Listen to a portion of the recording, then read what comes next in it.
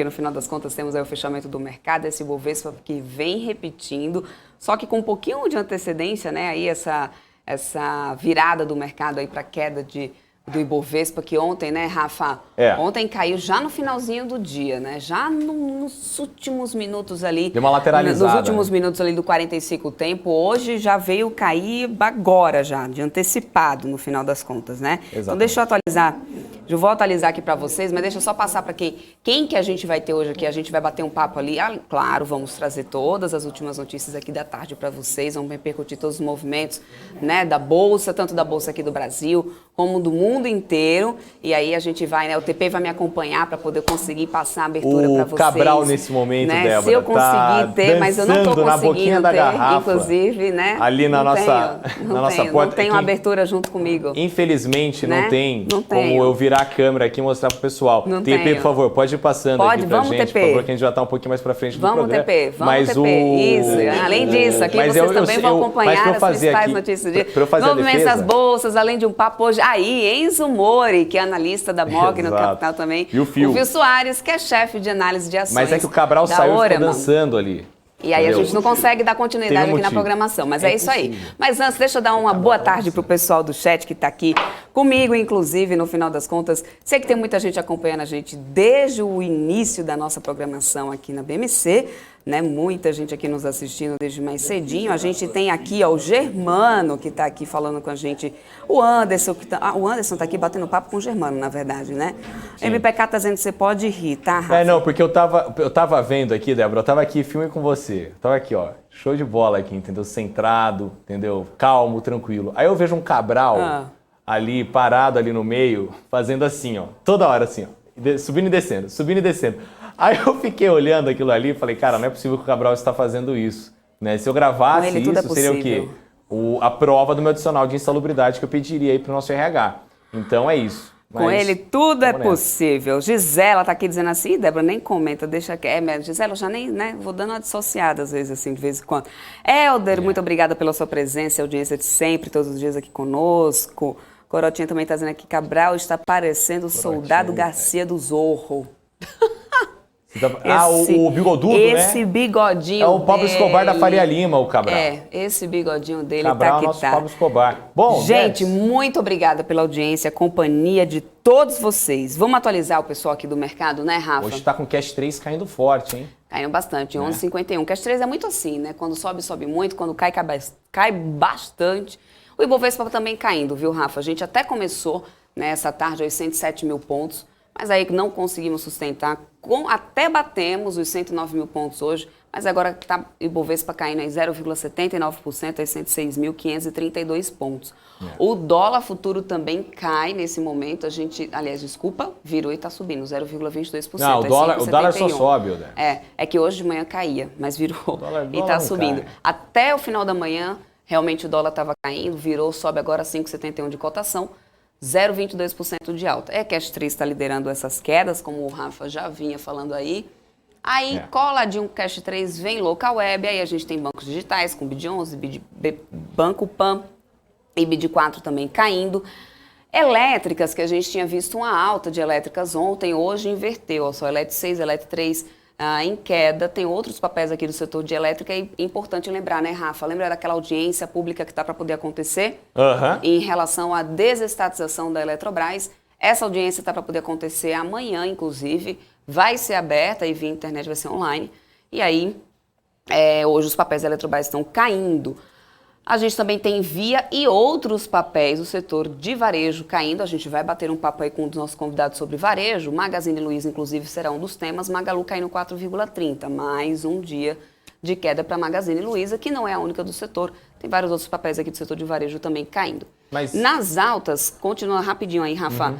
Frigoríficos, desde manhã, Rafa, frigoríficos está aqui nas altas e está conseguindo se sustentar nesse movimento de alta, com Marfrig aí na frente, 5,17 de alta para Marfrig, depois JBS e BRF se sustentando aqui nessas altas. Manda, Rafa. Não, Debs, só para elogiar, viu, a Magazine Luiza, que a gente brinca quando tem que brincar, mas a Magazine Luiza fez uma ação muito bonita lá no sul da Bahia, não sei se você chegou a ler, que lá teve umas enchentes horríveis, e eles prometeram aí, né, doar fogões, geladeiras e colchões para os desabrigados do sul da Bahia aí, a enchente que já atingiu mais de 220 mil pessoas lá, 10 mortos e 15 mil desalojados, no caso.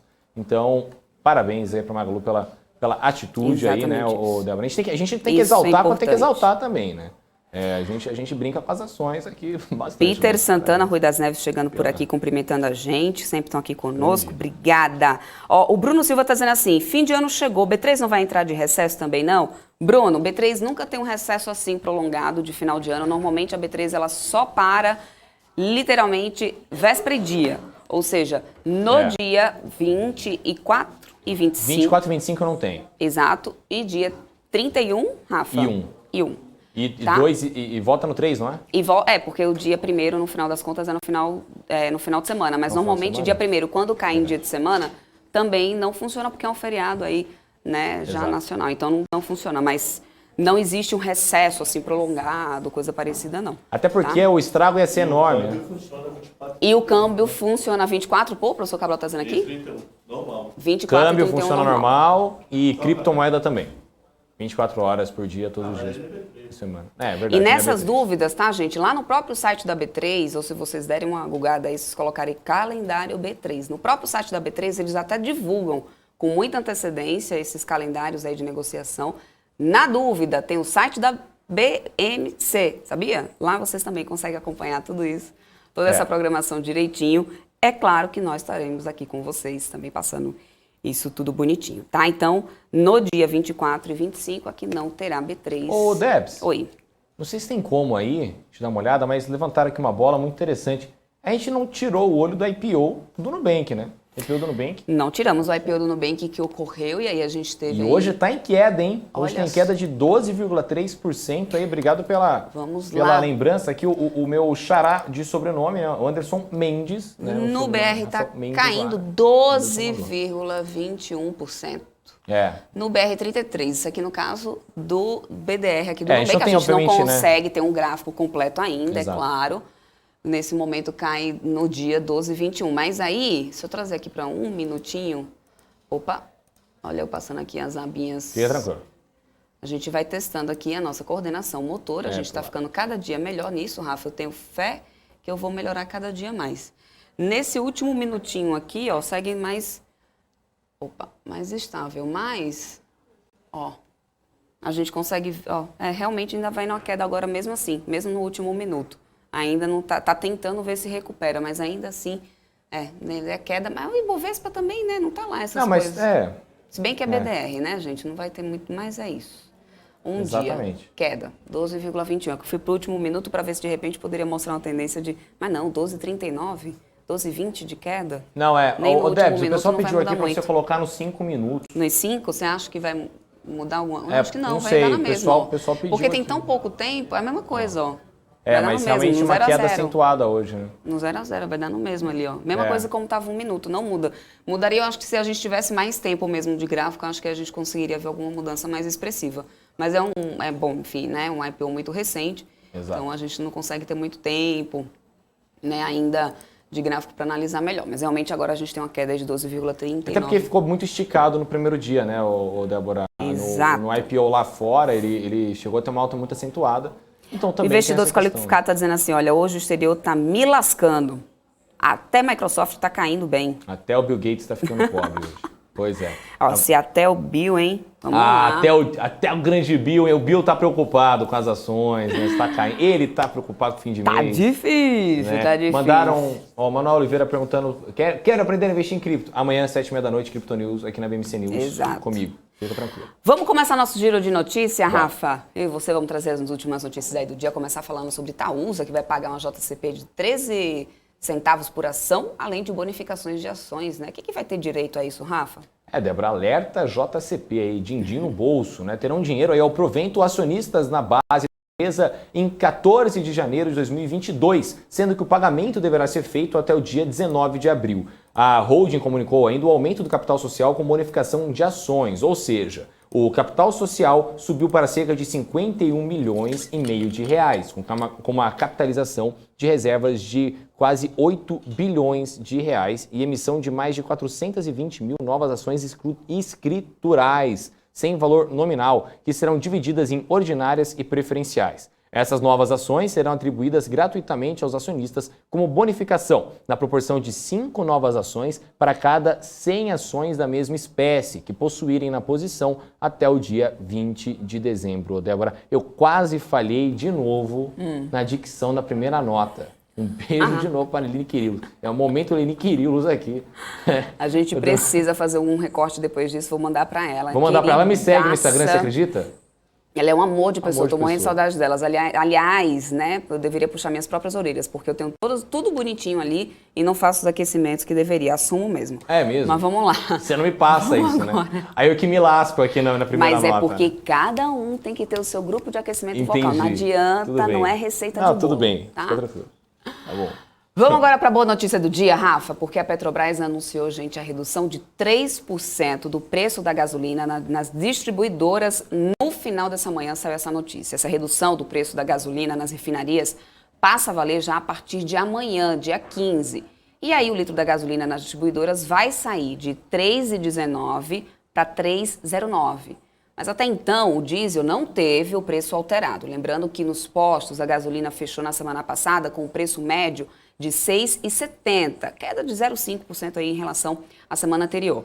Né? E aí a gente vai ver como é que vai ficar esse preço, né, com essa redução de agora, né, Rafa? Porque, enfim, lembrando que inclusive o presidente Jair Bolsonaro tinha feito um alerta, lembra, desde a semana passada, né, sobre essa questão da redução do preço dos combustíveis. Já tinha alertado dizendo que a Petrobras já ia anunciar 2 reduções aí do preço do combustível, daí para frente a Petrobras ia trazer, né, inclusive a CVM já deu uma assustada com isso, tipo, como assim, né, já viu, bom, de fato já saiu primeiro. Sei que a notícia é boa porque vai aliviar para o bolso, né, do consumidor. Aliás, eu vou até trazer aqui, deixa eu dar uma olhada de como que a gente está com o setor de petróleo.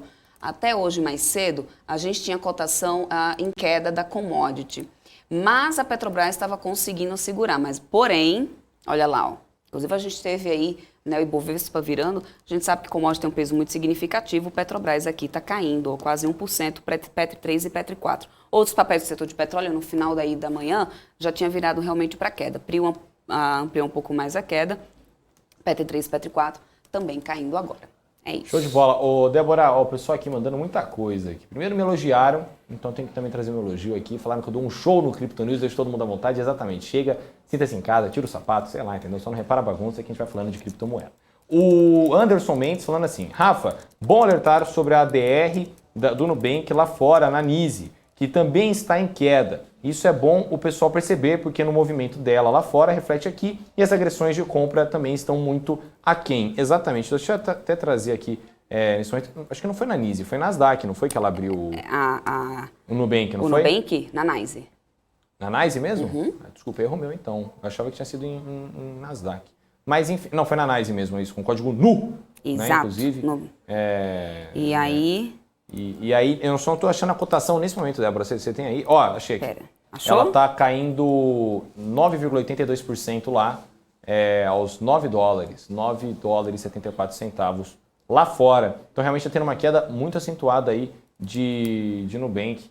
Aí lá fora também, né? Lá a Nu está caindo. Bom, aí depois mandaram aqui. Falaram que o Gabriel está de ressaca. Se fosse ontem, seria muito pertinente essa teoria, porque tinha sido festa de formatura dele. Ia mandar aqui: Rafa, esse canal solta breaking news para quem opera no intraday. Ô, meu querido Xará, tudo que aconteceu no mercado, o dia inteiro, você tem aqui na BMC. Tudo. Cara, absolutamente, não é possível assim, entendeu? Você tem tudo aqui nessa grade. Então já faz o seguinte, já se inscreve aí, coloca o sininho, sabe? Dá o favorito, entendeu? Manda mensagem, tira foto, marca a gente, sabe? Marca também a Débora, me marca a BMC, marca todo mundo. Todo mundo, entendeu? A gente vai recompartilhando aí vocês. A grande festa, entendeu? Vamos lá.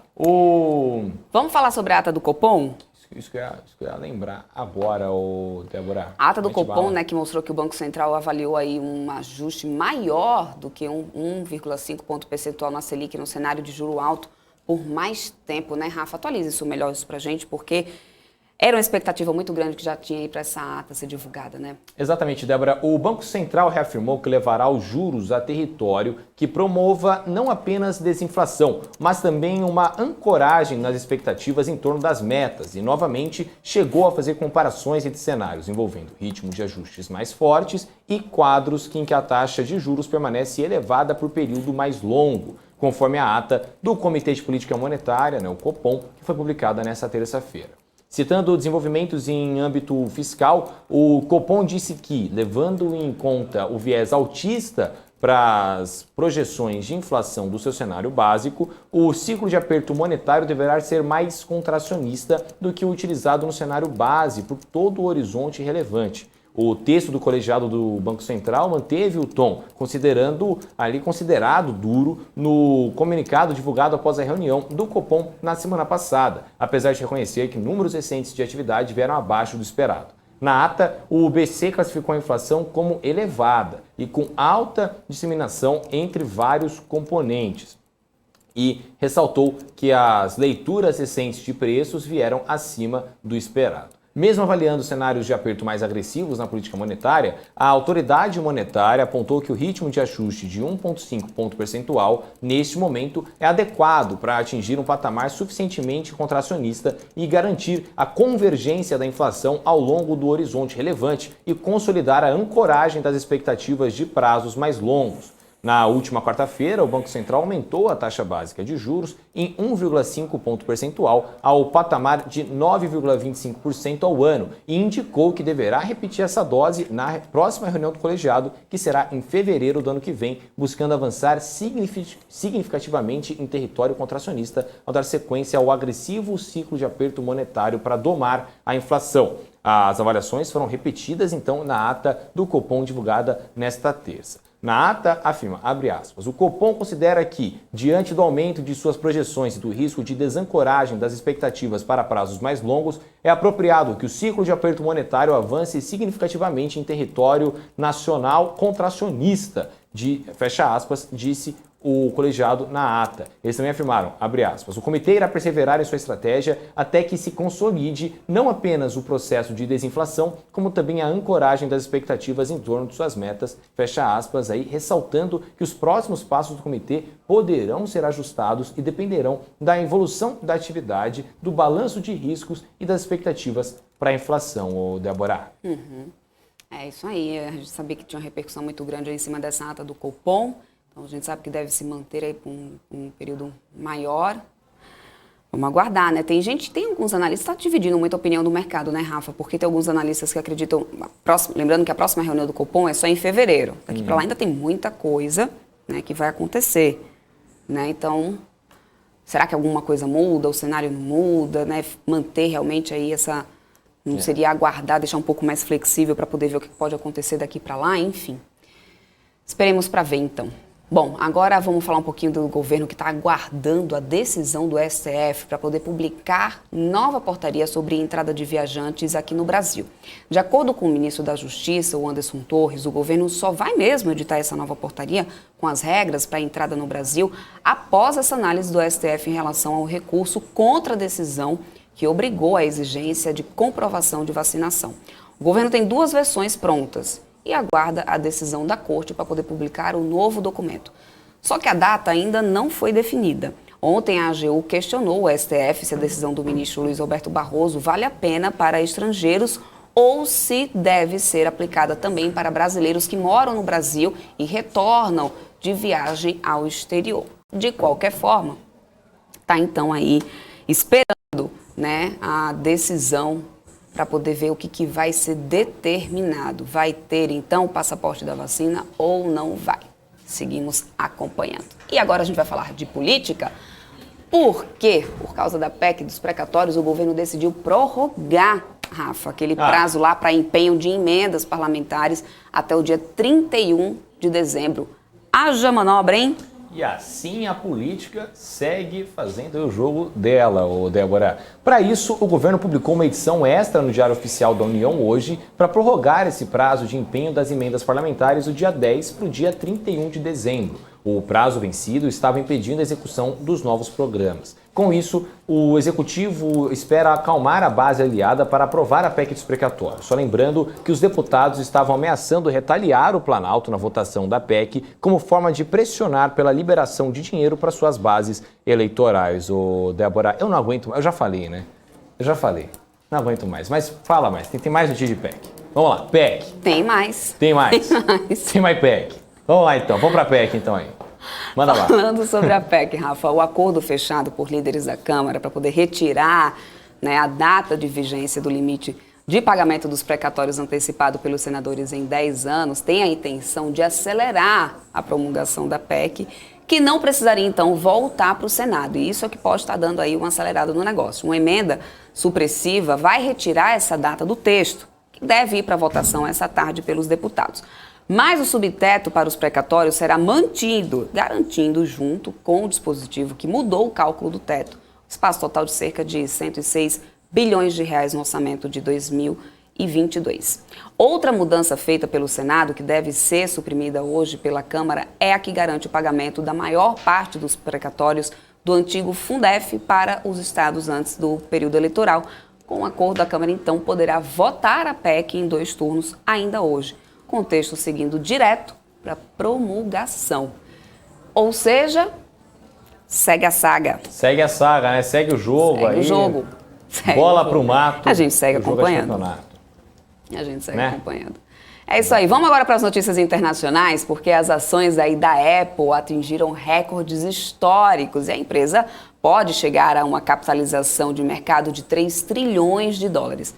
A nossa correspondente Giovanna Locatelli é quem traz mais detalhes sobre esse assunto direto dos Estados Unidos. Fala, Giovanna. A Apple afirmou que esse crescimento não para e ainda que tem mais espaço para funcionar em altas recordes. As ações da Apple atingiram recordes históricos novamente nesta segunda-feira, estendendo aí uma forte corrida pela 5ª sessão consecutiva. A ação está a um rally de outro marco importante.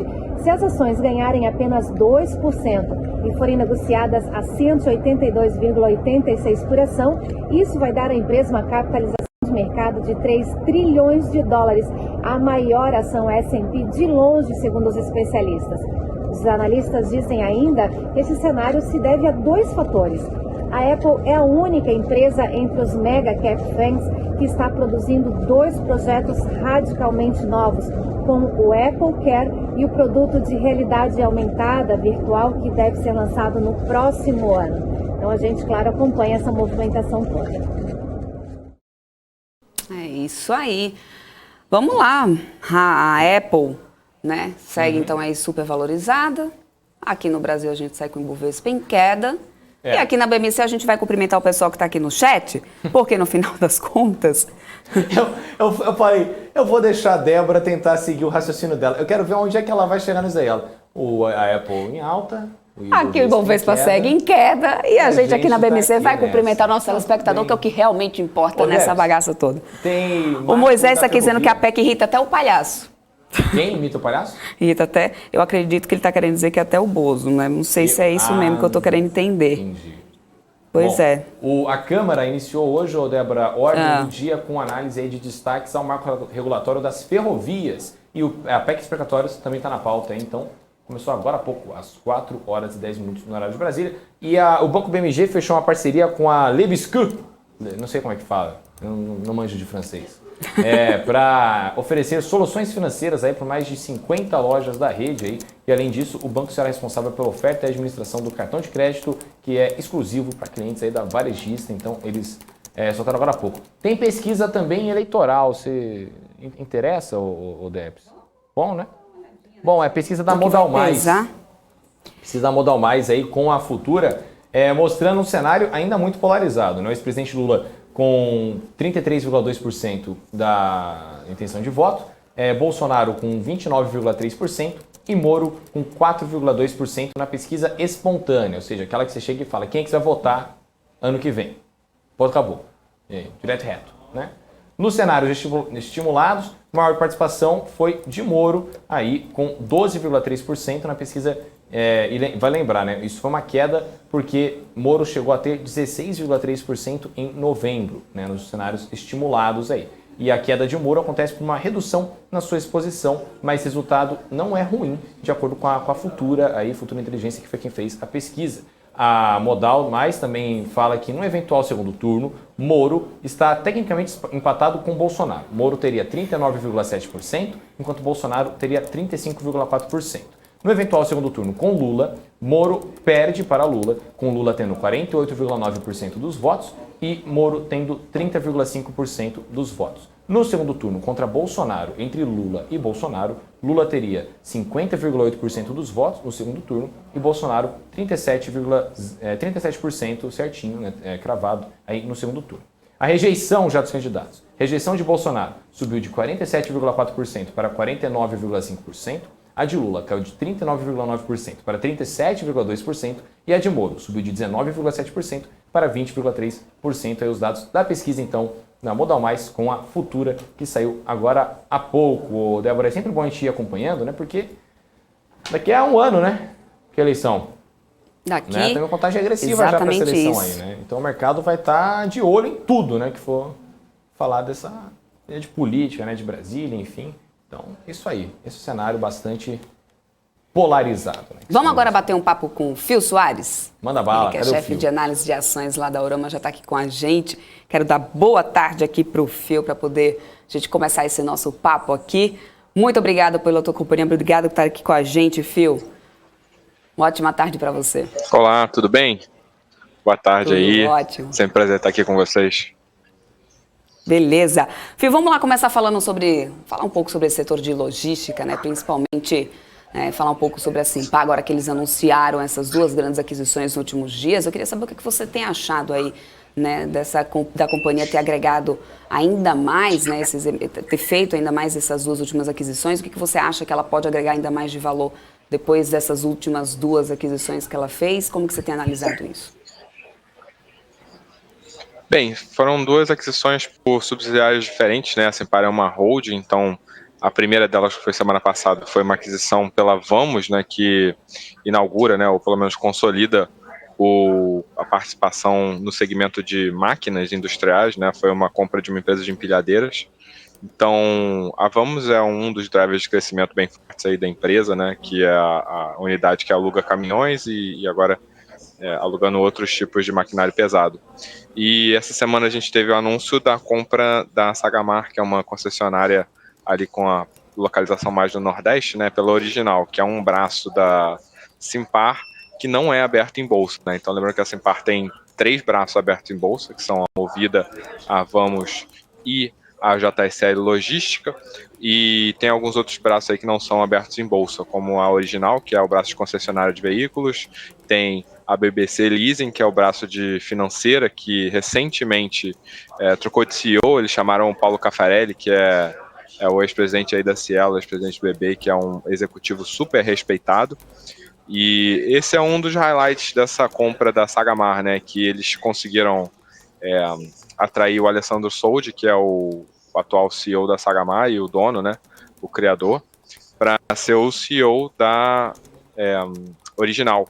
Então, consolidando aí esses dois braços como drivers de crescimento da empresa, né? Então, a Simpar é uma empresa que tem unidades que já estão razoavelmente maturadas, né? A Movida, por exemplo, é uma unidade que está mais na frente no ciclo de maturação, mas eles seguem, né, semeando avenidas de crescimento cada ano que passa. Então, isso é muito bom, isso é um excelente sinal para essa empresa. Acabaram de incorporar Ciclos, né, que é uma empresa de gestão de resíduo sólido, na caminhada aí com esse novo marco de saneamento que a gente teve. Então, a estratégia é muito boa, assim, é uma das empresas de melhor gestão que a gente vê aqui na Bolsa, e é por isso que a gente está com recomendação de compra desde sempre para essa empresa aí. Agora, Phil, novamente seja muito bem-vindo aqui ao Top News. Queria te perguntar um pouco sobre a expectativa aí de vocês para o médio e longo prazo aí da holding para subsidiárias aí, em relação também em 2022, né, em relação também a outros players do mercado, essa grande questão de como vai ser 2022, 2023 aí, no médio e longo prazo, vocês estão otimistas também com o case deles?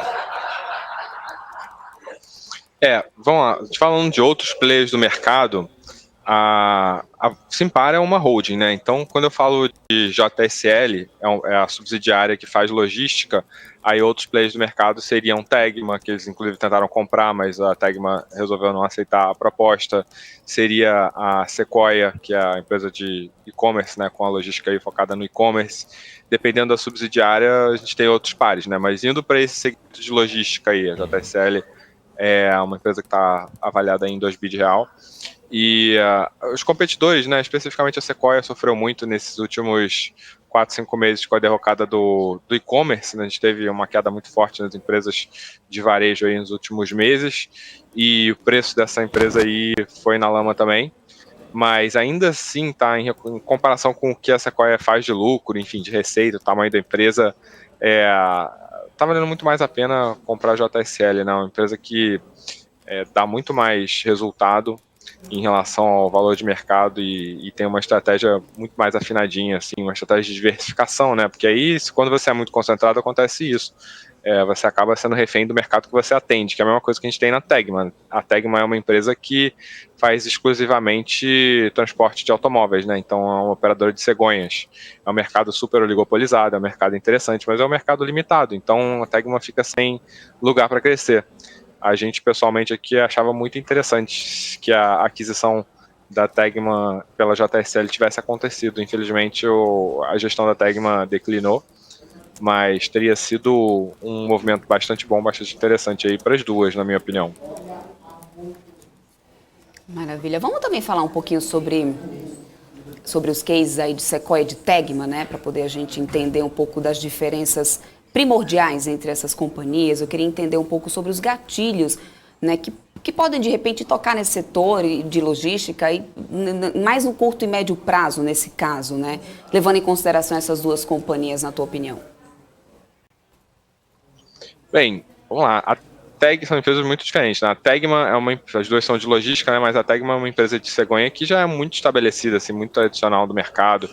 Então, uma coisa que a gente já sabe como é que funciona, assim, esse mercado de cegonha é super consolidado, enfim, não é de hoje que a indústria de automóvel funciona aqui no Brasil. Então, o trigger de alta acaba sendo a própria flutuação da indústria de automóveis, né? Então, quanto mais compra, venda, transporte de automóveis, produção de automóveis você tem, mais você tem a Tegma gerando receita, enfim, e prestando serviço. Ela acaba flutuando de acordo com o mercado em que ela se insere. Agora, em termos de noticiário corporativo, possíveis fusões e aquisições, em termos de expansão para novos negócios, a gestão e administração da Tegma não sinaliza que tem esse tipo de ambição, ou que tem esse tipo de preocupação. Então, acaba sendo uma empresa cash cow, né, vaca leiteira. Então, você está lá com a empresa, você tem o fluxo de receita, de lucro, e se beneficia daquele resultado, mas sem muita perspectiva de mudança. Já a Sequoia é um caso bem diferente, né? A Sequoia é uma empresa que cresceu e se desenvolveu em cima da logística para e-commerce, né, voltada em e-commerce, e e-commerce é uma área que cresceu muito aí no Brasil desde a pandemia, né, com o aumento das compras e vendas online. Então a Sequoia atingiu, né, surfou esse crescimento e é uma tendência que é secular, né? Então a gente teve uma aceleração nas compras do e-commerce, né, no tamanho do business e-commerce, mas apesar desse crescimento ter sido acima do normal, a gente ainda espera continuar tendo crescimento aí no futuro, porque é uma tendência de digitalização, enfim, é uma tendência que a gente acredita que veio para ficar, o crescimento desse nicho, né, dentro do varejo. Então, a gente acredita que a Sequoia, por estar inserida no mercado que tem muito crescimento, vai crescer bem mais. Além disso, é uma empresa pequena num setor que é pulverizado, então ela pode fazer aquisição de concorrentes, ela pode crescer organicamente, tomar fatia de mercado de concorrentes. Então é uma empresa que tem uma perspectiva de crescimento bem mais favorável, né? Mas ainda peca na geração de lucro, enfim, e o pricing da empresa, né? Os múltiplos ali ainda não apontam para uma empresa que está particularmente barata. Então, do ponto de vista de investimento, a gente aqui prefere JSL, mas a gente prefere a exposição via Simpar, que além de se expor em logística, você está se expondo em outros veículos que também são muito interessantes. Perfeito. Agora eu queria falar um pouco com você, Phil, sobre as ações da Magalu, né? A gente tem visto aí a Magalu tomando uma queda forte esse ano aí. Como é que você está vendo o papel aí da Magalu, as perspectivas suas aí para o case deles? A companhia deve retomar aí o valor de mercado que antes era ofertado, ou você acha que agora o patamar mesmo do papel deve se manter aí na casa mais baixa mesmo, né? Eu acho que hoje está, não lembro nem quanto está cotado o Magalu hoje, vou até trazer aqui ó, a informação para... Tá 38 bilhões de reais. Não, mas R$5 o papel, né? R$5,77. 38 bilhões é que muita gente queria. Mas, enfim. Ô, Phil, manda aí. O que você tá achando aí 5,80 agora pro papel da Magalu? A Magalu, assim, é uma empresa que opera num negócio que é difícil, né? Então, varejo discricionário é um negócio muito difícil. É um negócio que é muito flutuante em relação a atividade econômica, a disponibilidade de crédito, enfim. Eles surfaram um período muito bom, né? Um período de juro baixo, um período de atividade econômica aquecida, até o período de pandemia, que foi um período de crise, acabou sendo bom para eles, né? Porque aumentou o consumo de itens do varejo discricionário, aumentou a compra de geladeira, fogão, as pessoas estavam em casa, não aguentavam mais o que fazer, ia lá e comprava alguma coisa na Magazine Luiza. Então foi uma empresa que teve números muito bons, né? Mas a gente teve uma mudança assim na percepção de risco dos setores, né? Então, por exemplo, shopping sempre foi um setor tido como o setor mais seguro, o setor super defensivo e tal, passou a ser o pior do mundo. E aí com o varejo discricionário aconteceu o contrário, né? Todas as empresas de varejo discricionário passaram a ser as melhores do mundo e subiu muito o preço. Mas o múltiplo do varejo discricionário como um todo tem que operar desconto, isso é um retorno, né? Então você tem o Trajano sendo um CEO muito bom, muito competente, operando uma empresa que é muito boa no que faz e tentando, né, fazer uma mudança no negócio da empresa, né, tentando emplacar com um mix de serviços financeiros, entretenimento, com um mix de outros serviços, como por exemplo o iFome, né, a estante virtual, emplacar um negócio online que vá além do varejo, né? Então isso é uma iniciativa muito boa, que tem muito valor, o mercado estava precificando, mas o mercado estava precificando, né, na minha opinião, com um preço muito acima do que deveria. Então a Magalu ali no auge chegou a valer 150 bi de real, para um lucro ali de 800 milhões, 500 milhões anual, acho que eles poderiam chegar a 1 bi se focassem muito nisso, mas com um múltiplo assim, mais caro do que a Amazon, então acho muito otimista, né? A perspectiva está muito otimista mesmo. Hoje a Magalu valendo 38 bi de real para esse mesmo faixa de lucro, né? Porque fundamentalmente nada mudou no negócio da empresa. Eu acho que é um preço mais interessante, acho que começa a ficar interessante para o investidor dar uma olhada e possivelmente investir. Ainda é uma aposta tecnológica, né? Ainda é uma aposta na mudança de business, porque se a gente considerar a Magalu como uma varejista estrita, uma empresa que vende ali 40, 45 bi por ano, se avaliada 38 bi num varejo discricionário, ainda não está barato, assim. Mas com uma precificação aí dessa aposta tecnológica, dessa mudança de business, no início de uma capitalização, enfim, aí passa a fazer mais sentido. Eu acho que nesse preço começa a fazer sentido assim investimento em Magalu. Uhum. Nesse momento, além dessa mudança do business, o que você acha que poderia ser um desafio para poder o papel conseguir inverter, né, esse negócio, sair sair desse momento que ela está e conseguir dar uma guinada, assim? Tem alguma outra coisa que você acha que poderia favorecer?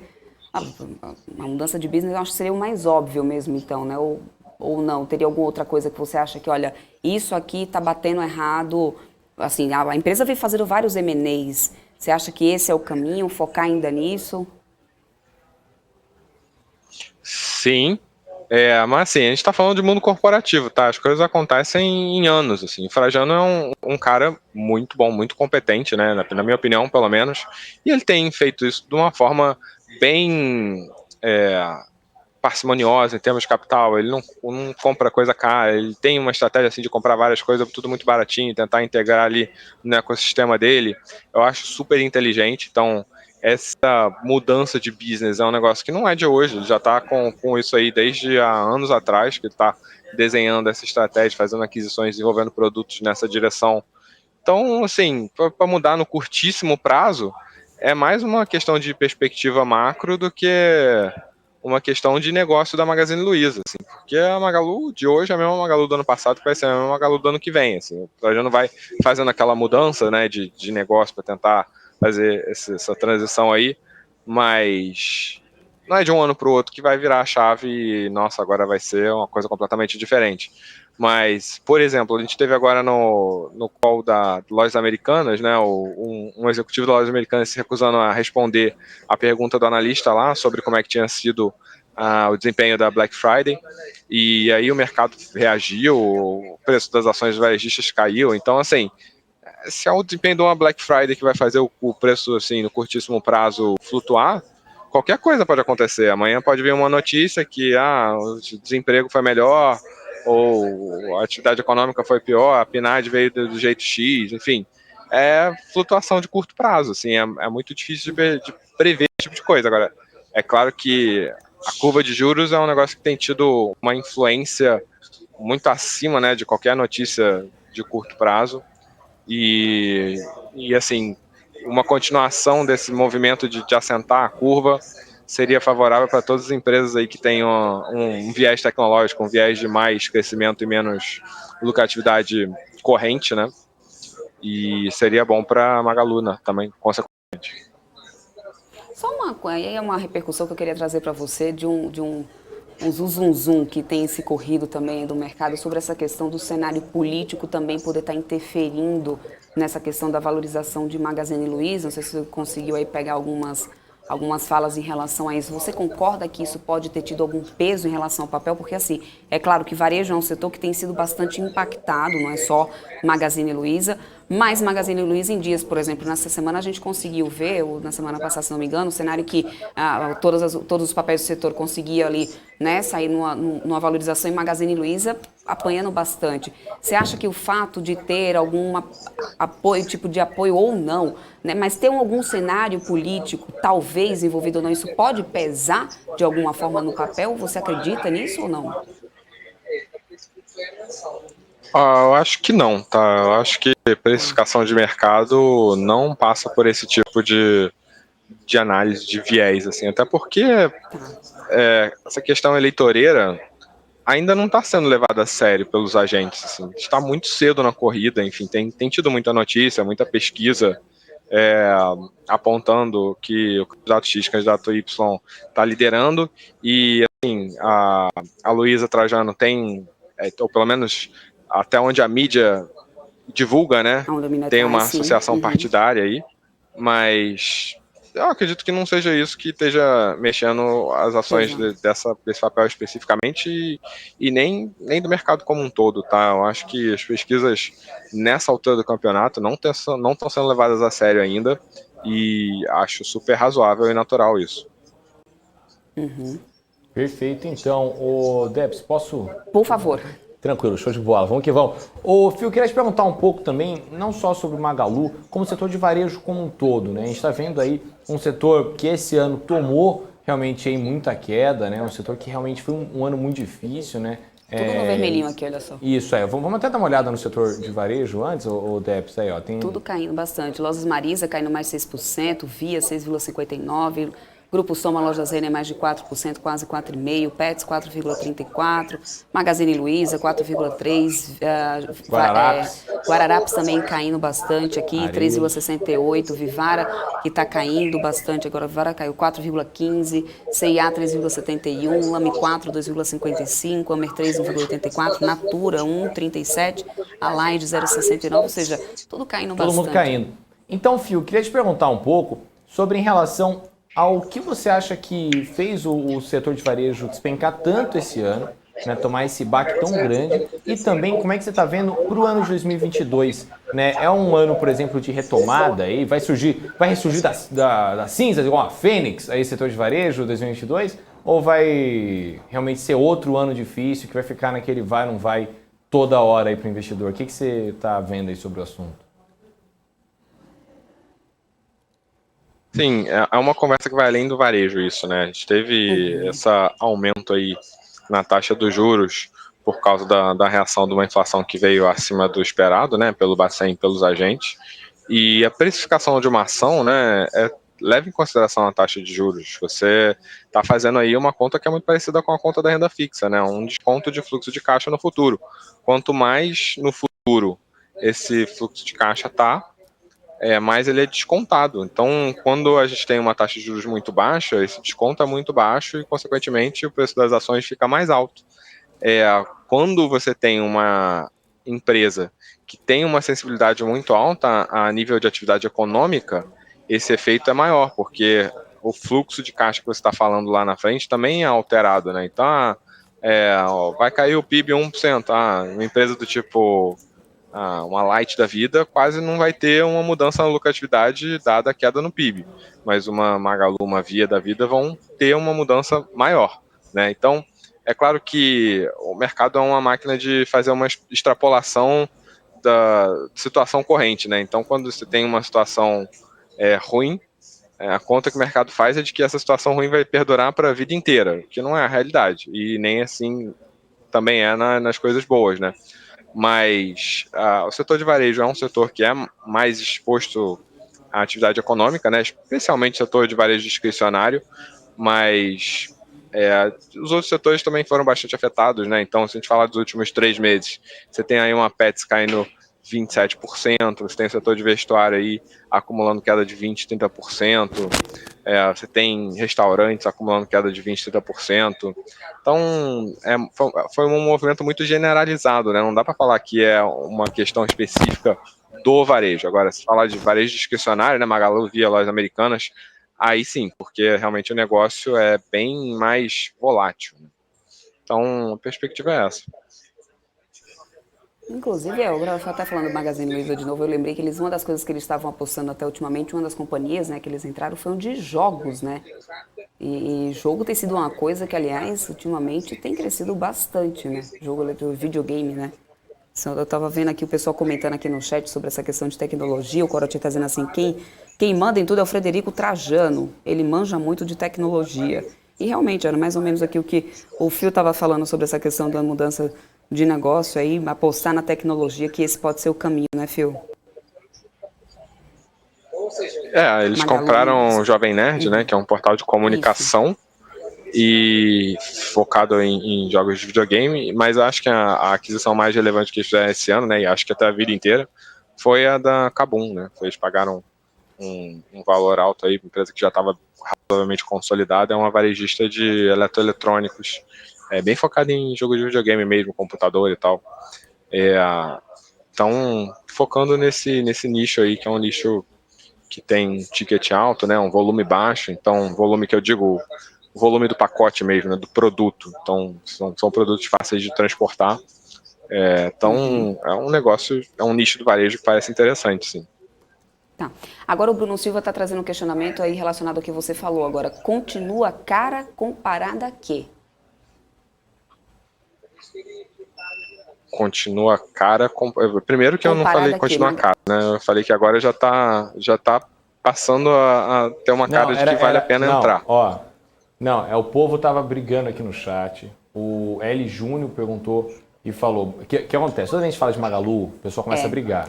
Aí o L Júnior pegou e falou assim: Magalu continua cara. Aí o Bruno tá brigando com o L Júnior. Continua cara comparado a quem? Entendeu? Os caras já estão daqui a pouco aquecendo na mão no chat aqui, filho. Mas não é isso não. Então, pessoal aqui, na verdade, tem gente falando que tá caro. Agora, o político parcialmente honesto, né, que eu adoro esse nome, inclusive, falou: boa tarde. Você acredita que no cenário atual, setores de pet podem sobressair? Você acompanha aí um pouco o setor de pet, ou Fio, ou tá muito fora aí do teu radar aí os setores de pet ultimamente?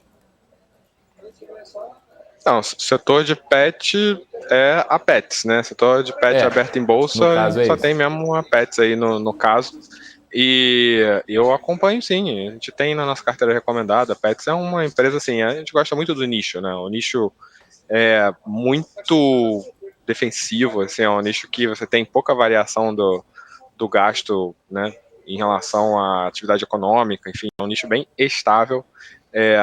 A estratégia da Pets é muito boa, né, tanto no online quanto no offline, mas a estratégia no offline é muito boa, né, de você ter mega stores com oferta de serviços, você ter uma presença online também com oferta de entretenimento, enfim, é muito boa assim, a estratégia deles. E eles dominam um mercado que é pulverizado, né? Então isso aí é a mesma coisa que você falar que tem crescimento muito grande pelos próximos anos, quase que garantido. É a mesma coisa da Vamos, né? Vamos lá da Simpar, que a gente acabou de falar. Vamos tem 6% de um share do mercado em que ela é a maior. Então, é fácil acreditar que os caras vão conseguir triplicar de tamanho em 5 anos, 6 anos. E a Pets é a mesma lógica, a mesmíssima lógica. Eles têm 6% de market share, um mercado que eles são os maiores e são super bem organizados e têm uma estratégia boa. Então, não vejo por que eles não conseguiriam triplicar em 5, 6 anos de tamanho, né? E tamanho de negócio vem o valor de mercado, o valor da ação. Mas só no que vem já vão abrir, pelo guidance da empresa, vão abrir 50 lojas, né? Eles têm 157, de acordo com o último release, então é 30% de crescimento num ano. Então isso é muita coisa. Isso é muita coisa. É uma empresa que a gente super acredita, assim, que vale muito a pena entrar, porque o preço não é uma barganha, mas é um preço razoável para o tamanho de crescimento e para a característica do nicho que ela opera. Enfim, a gente acredita que seja uma empresa muito boa mesmo, a Pets. Perfeito, então. Vamos lá para as considerações finais. A gente já está chegando aqui no finalzinho desse papo. São 5 horas já quase. Vamos deixar aqui o seu espaço para que você faça suas considerações finais para o pessoal que está assistindo a gente. E no final das contas, já deixar uma perspectiva aí para 2022, porque, né, já estamos beirando aí o ano novo. Natal já batendo na porta, Papai Noel já quase chegando aqui na porta da BMC. Então, que fica aqui o espaço para que você faça suas considerações finais. E deixar aí alguma coisa para o pessoal ficar no radar e já atento aí para o que a gente tiver aí para o próximo ano, que tem muita coisa, ano com eleição, ano com Copom aí já deixando os juros mais altos, mais prolongado, como já deixou avisado nessa ata. Então fica aqui o espaço e um muito obrigado da gente pela tua participação aqui conosco. É isso aí, a consideração final a gente está com muita pessoa, mesma consideração, a gente está com muita pessoa física na bolsa, né? A gente aqui se comunica muito com o investidor individual, então é aprender o que é a bolsa, né? Entender o que é uma empresa, o que é uma ação, enfim, para conseguir superar e olhar através de toda essa volatilidade diária que realmente pode viciar uma pessoa aí a ficar fissurado ali. A perspectiva para 2022. Não acho que vai ser um ano fácil não, tá? A gente vai ter diversas distrações aí, sendo a eleição presidencial a maior delas, né? Vai ter Copa do Mundo, né? Vai ter um monte de distrações e um cenário macro que também não vai ser assim, de grande ajuda, então deve ser um ano de atividade econômica excelente. Mais do que nunca, para quem investe em bolsa, vale fazer um stock picking aí, vale escolher muito bem o que está comprando. Ações que estão expostas à economia internacional vão diferente, né? Então a Petrobras, uma Vale da Vida, tem que ser olhada de uma forma diferente, uma Suzano, enfim, uma grande exportadora. E é isso aí, 2022 a gente vai ter definição presidencial e enquanto a gente não tiver isso, vai ficar complicado de andar em qualquer sentido aí, tanto no fiscal quanto no legislativo, reformas, enfim, isso aí é um ano que não deve ter grandes avanços nesse campo aí não. Perfeito, muita coisa para poder rolar. Obrigada mesmo, viu, Fio? Até uma próxima. Obrigado, até a próxima. Boa tarde. Boa tarde, tchau, tchau. Rafa, vamos seguindo por aqui, vamos dar um girão aqui nesse mercado. A gente tem o Brent aí já fechando numa queda e o WTI também. O petróleo Brent aqui que fechou. Eu vou até abrir aqui o setor de petróleo para a gente dar uma olhada. O Brent caiu 0,93%, com o barril cotado a $73,70. O WTI caiu 0,79%, com o barril cotado a $70. E o Brent, 0,93%, com o barril cotado a 73. Vamos lá. Dá uma olhadinha nesse setor de varejo, ou de petróleo, para ver como que ficou. Prio 3 está aí caindo 0,38%. Expande um pouquinho, né? As quedas do setor de petróleo. Braskem também em queda, todos os papéis. Petri 3 e Petri 4 caindo aí. Depois, principalmente, que a gente teve esse anúncio da Petrobras que deve começar uma redução no litro do combustível nas distribuidoras a partir de amanhã, do dia 15. Né? A gente vai ficar de olho de como que isso vai chegar lá na ponta né, no bolso do consumidor, que é o que realmente a gente quer saber, né, como que isso vai pesar no bolso do consumidor, né, no final das contas, Exatamente. né, Rafa? Ô, Débora. Se o Gabriel não vai parar de abastecer de 10 em 10, é isso? O Gabriel parou de abastecer porque ele bateu o carro, né? Ele não tem mais carro. Mas lembra que ele dizia que não, abastecia ele falou que realmente ele não abastecia mais pelo preço da gasolina e realmente estava muito difícil. E realmente está, né? Está muito alto. Agora, assim, o MPK falou assim, Rafa, você que não é baú para esconder da gente, vai ter amigo oculto para a gente ver aqui na telinha ou vai ser só entre vocês? O MPK, muito bom que você trouxe essa pauta. O ponto é o seguinte, eu sou o maior defensor de amigo secreto do planeta Terra. Do planeta Terra. O ponto é que eu sou um cavaleiro solitário, entendeu? Então o povo não anima, entendeu? O povo só gosta do quê? De mercado financeiro, trabalhar muito, trabalhar duro, né? Então eu não sei, acho que não vai ter amigo secreto não. Gosto muito da ideia de amigo secreto, sou uma pessoa que eu tenho uns 5 amigos secretos todo ano e é a melhor parte do ano, inclusive. Gosto muito de ter um amigo secreto com meus amigos, Débora, sabe o que a gente faz? Te delimita um valor, né, do preço, R$100.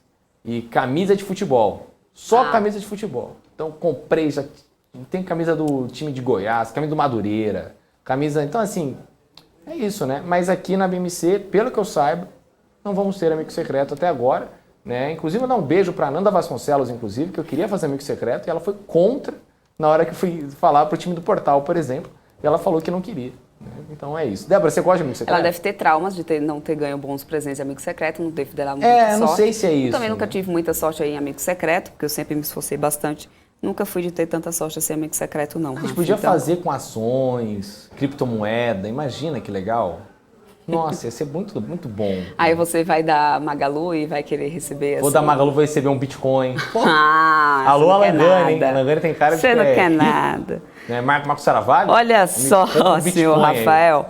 Ministério da Infraestrutura está planejando nova MP para poder ajustar pontos de marco das ferrovias. Essa era uma das coisas, né, que também estava aí vindo em pauta. Então, o Ministério da Infraestrutura está planejando editar em janeiro uma nova MP sobre o setor ferroviário. A ideia agora é promover ajustes pontuais a esse novo marco legal das ferrovias que não poderiam ser feitos agora em razão da urgência que o governo tem em sancionar esse projeto de lei sobre o assunto. O texto foi aprovado ontem pela Câmara, que já rejeitou todos os destaques da matéria hoje. Segundo o ministro Tarcísio de Infraestrutura, né, os pontos que serão abordados na nova MP dizem respeito principalmente a situações em que há interesse de 2 ou mais empresas em construir o mesmo trecho ferroviário pelo regime privado. Essa MP, o marco do setor ferroviário foi ontem, né, definido lá na Câmara. Vamos ver o que vai dar. Vem então aí uma nova MP para ajustar o marco das ferrovias? Pois é. Agora, Débora, o pessoal aqui tá falando, o Helder aqui, a Anandinha, Rafael, a Anandinha sim, a Anandinha contra amigo secreto, entendeu? Inimiga da alegria, entendeu? Kryptonita da minha felicidade. Brincadeira, um beijo pra ela, amo ela de paixão, adoro ela. Imagina, agora, a Anandinha tá sempre de olho aí em tudo. Mas agora, falaram que eu vou ganhar um lote de Shiba Inu. Agora, Débora, o pessoal tá ainda falando aqui de Magalu, né? De alta ou de baixa aí. Magalu nesse momento está caindo quanto? 3,47%. 3,47%. Junto com todo o setor de varejo que está caindo bastante, Via está caindo mais de 6%. Quem mais cai agora é Lojas Marisa, mas Magazine Luiza está aqui caindo 3,47%, com papel cotado a 5,84%, acumulando queda anual já de mais de 76%, gente, é bastante coisa. O papel já abriu a 6,15, tá? Mas já está aí a 5,85 agora. A gente foi numa máxima de 5,20 no início do dia, né? No final das contas, Magazine Luiza ainda tentou ensaiar uma alta, mas não teve jeito não. Pior, a maior queda agora é de Lojas Marisa, depois a gente tem Via caindo aí. O Ibovespa segue numa queda de 0,46 agora, 806.889 pontos. Lembrando que a gente já foi até 809.143 pontos, ou seja, uma variação de praticamente 3 mil pontos. É bastante coisa, hein, Rafa? É, exatamente. O dólar à vista fechou no alta, Rafa. Alta dólar, de né? 0,35%, cotado a 5,69, bem próxima à máxima do dia. Né? Na mínima ele ficou no 5,61, né? Exatamente isso. Eu vou continuar acompanhando aqui o dólar futuro que nesse momento aqui segue em alta, 0,27 a 5,71. Vou continuar acompanhando aqui o futuro para poder atualizar vocês, enquanto esse Bovespa segue em queda. Fala, Debs, Rafa. O Fernando aqui perguntando para mim, Rafa, você que é o Cryptoboy, muito obrigado, adoro esse apelido. Quando Hash 11, né, o ETF da Hashdex, volta a retomar os padrões de 67 e 68 reais? E qual o motivo da queda, na sua opinião? Deixa eu até ver primeiro quanto é que está nesse momento. Bom, eu não sou nenhum analista, 50 reais nesse momento. Eu não sou nenhum analista, né, o Fernando, mas então não sei te dizer quando é que pode acabar retomando os padrões aí, tem que ver muita coisa, né? Inclusive o Crypto News amanhã eu posso perguntar isso para o especialista que for vir, porque provavelmente vai ter uma opinião muito mais fundamentada do que a minha. Né? A carteira, enfim, deles tem que ver qual que é a divisão da carteira, enfim, né? Se é só Bitcoin, se tem Ethereum, enfim. Mas o ponto principal das quedas para as criptomoedas, né? Aí é notícia mesmo, é realmente o entrave lá nos Estados Unidos do Congresso norte-americano. Né, sobre quais vão ser as limitações ainda. Né? Então, desde esse gatilho de baixa, ainda não teve nenhuma notícia relevante para que mexesse com as criptomoedas nesse nível. Por isso que hoje o Bitcoin, inclusive, já trazendo a cotação, né, nesse momento, Deb, se você me permitir, mas por o Bitcoin, favor, vamos atualizando aí. Ainda está na casa dos 45 mil até 50 mil dólares. Né? Ele tem estado nessa casa nas últimas 3 semanas. Né? Subindo 1,38% aos 47.198 dólares. O Ethereum, por sua vez, sobe 1,35% aos 3.788 dólares. Então, realmente aí deu uma baqueada, está tendo uma correção, o mercado está realmente corrigindo. Estou até checando aqui para ver se tem alguma coisa nova, mas realmente ainda não. O que realmente está acontecendo é isso. O que a gente tem visto muito também são as empresas entrando forte no metaverso. Né? Ontem a gente deu aqui, inclusive no Top News, aí, que o Banco do Brasil está entrando lá no servidor de GTA, né? Enfim, as empresas estão cada vez mais querendo se mexer para isso. Então, momentos de crise são momentos que as empresas vão fazer grandes mudanças e uma delas aí, está no pipeline delas aí, é realmente entrar no metaverso. Né? A Adidas está entrando, Nike está entrando, Apple está entrando, o Facebook mudou o nome para Meta, né? Enfim, justamente para isso. Então, é isso aí, ô Fernando. Então, tem que manter a calma e esperar os gatilhos de alta, o Debs. Ele está dizendo assim, Magalu só para os fortes, hein? Cuidado com o coração, investidor. Mas tem uma coisa que o Helder gosta, que eu tô até aqui, ó. BRF. Subindo aqui 13,17%. É o setor aí da Bolsa que hoje está subindo, liderando altas desde o período da manhã, é o setor de frigoríficos. Então a gente tem Marfrig subindo 5,94% agora, JBS também subindo 4,58%, BRF 3,17%, BIF 3 Minerva subindo agora 0,80%. Desde o início do dia aí, que o setor vem subindo, a gente sabe quanto também tem alta do dólar, o setor acaba sendo beneficiado. Além disso, né, a gente teve algum andamento aí sobre a questão, eu acredito que teve algum andamento sobre aquela questão do quê? A doença me fugiu agora da cabeça. Vaca louca? Isso.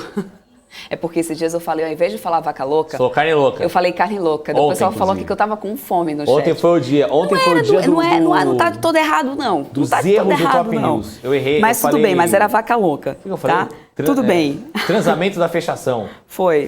Ontem a gente tava que tava, ontem hein? foi um dia complicado. Pois é. Ó, deixa eu só dar um beijo aqui pra pessoa mais do que especial, que eu tô morrendo de saudade, de estar aqui no chat dizendo que é super minha fã. A Liege, Lili do meu coração, lá de Natal. Hoje aqui eu tô recheada do povinho da minha terra do coração. Parabéns. Teve visita hoje, telespectador aqui na BMC, o Verdade. Renan. Renan veio aí, mandou... O Renan veio aqui, veio visitar a beijo. gente. O Renan veio lá de Natal. Assiste a gente aqui, já acompanha a gente na BMC aqui há muito tempo, Então ele veio aqui, eu até compartilhei foto dele lá no nosso chat, lá no meu Instagram. E aí eu já postei fotinho dele lá no meu Instagram e tudo mais. Ele veio aqui fazer uma visita, conhecer a BMC. Ele está esses dias aqui por São Paulo. Veio por aqui. Daí agora a Lili está aqui também de Natal. Olha só que legal. Ai, que saudade. Beijo, Lili, para você. Saudade de você. Beijo enorme. E aí estava aqui ele hoje também, a gente estava conversando, falando de lá, das emissoras lá, do tempo que estava... Nossa Senhora, ele perdeu o Carnatal. Estava tendo o Carnatal, ele está aqui em São Paulo. Veio visitar o quê? A BMC, tá vendo como a gente está importante, Rafa? A gente está muito importante, mas é a alegria, né? E ele estava todo feliz aqui, conhecendo tudo, descobrindo os nossos bastidores, ficou super nervoso. Aqui a gente tem um estúdio enorme, é tipo a Disney World do mercado financeiro, entendeu? Você que ainda não viu, aqui é enorme, aqui metros e quilômetros, entendeu? Sabe o Projac? É o Projac do mercado financeiro aqui, a BMC News aí, os estúdios da BMC. Não, brincadeira, mas É o nosso cantinho, né, Débora? Seu Gustavo Bernardes está dizendo assim, Banco Inter, Banco Pan também estão bem ruins, junto com o Cash 3. Tá mesmo, tá aí, olha só, Cash 3 caindo 10,68%. Tecnologia e bancos digitais está indo bem daquele jeito, como a gente sabe, né? Testando os corações aí de quem gosta. Cash 3 cai 10,68%, Banco Pan fazendo um bloquinho aqui de bancos digitais, aí vem Banco Inter. Agora é interessante, hein? Porque hoje de manhã, assim que a gente começou a nossa programação, até a gente pediu análise do analista estava aqui hoje com a gente, sobre o Banco Inter até, e estava subindo. Só Banco Pan hoje de manhã que estava caindo, aí virou tudo, né? Veio tudo aí, depois disso o mercado virou nessa tarde.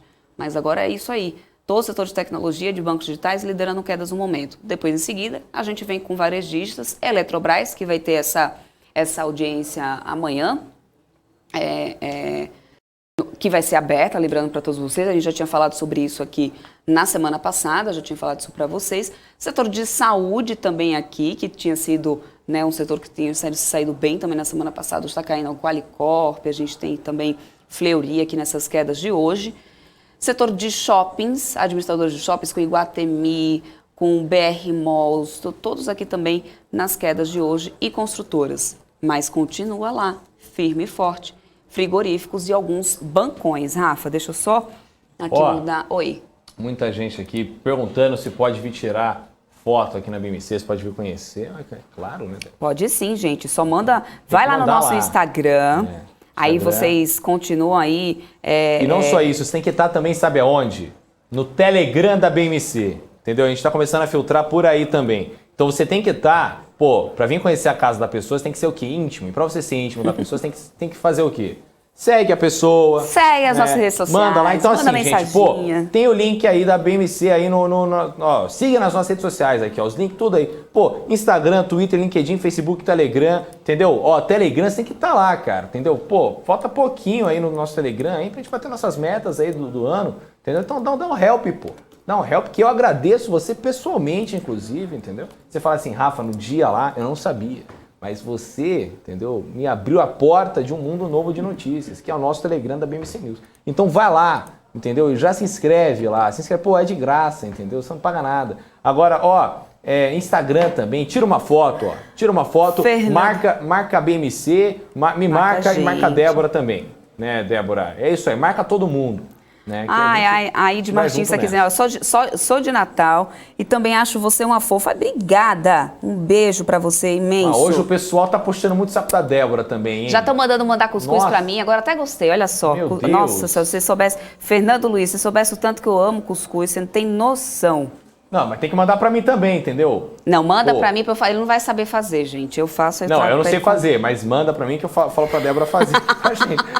Eu sou um bom degustador, já falei, a gente tem que ter o BME Chef aqui na BMC e eu vou ser um degustador profissional, entendeu? Ainda faço caras e bocas, eu falo, tá faltando sal, entendeu? Ia ser sensacional. Rui, beijo para você também, não fica com ciúme, tá? Fica tranquilo. Daqui a pouquinho tá chegando aí o Enzo Mori, viu? Da Mogno Capital. Tá chegando aí pra bater um papo com a gente. Logo, tô esperando só a voz da consciência mandar aqui no meu ponto aqui para falar com a gente. O JJ perguntando se eu consegui ingresso para a festa private do Snoop Dogg no The Sandbox. Não consegui, estou esperando.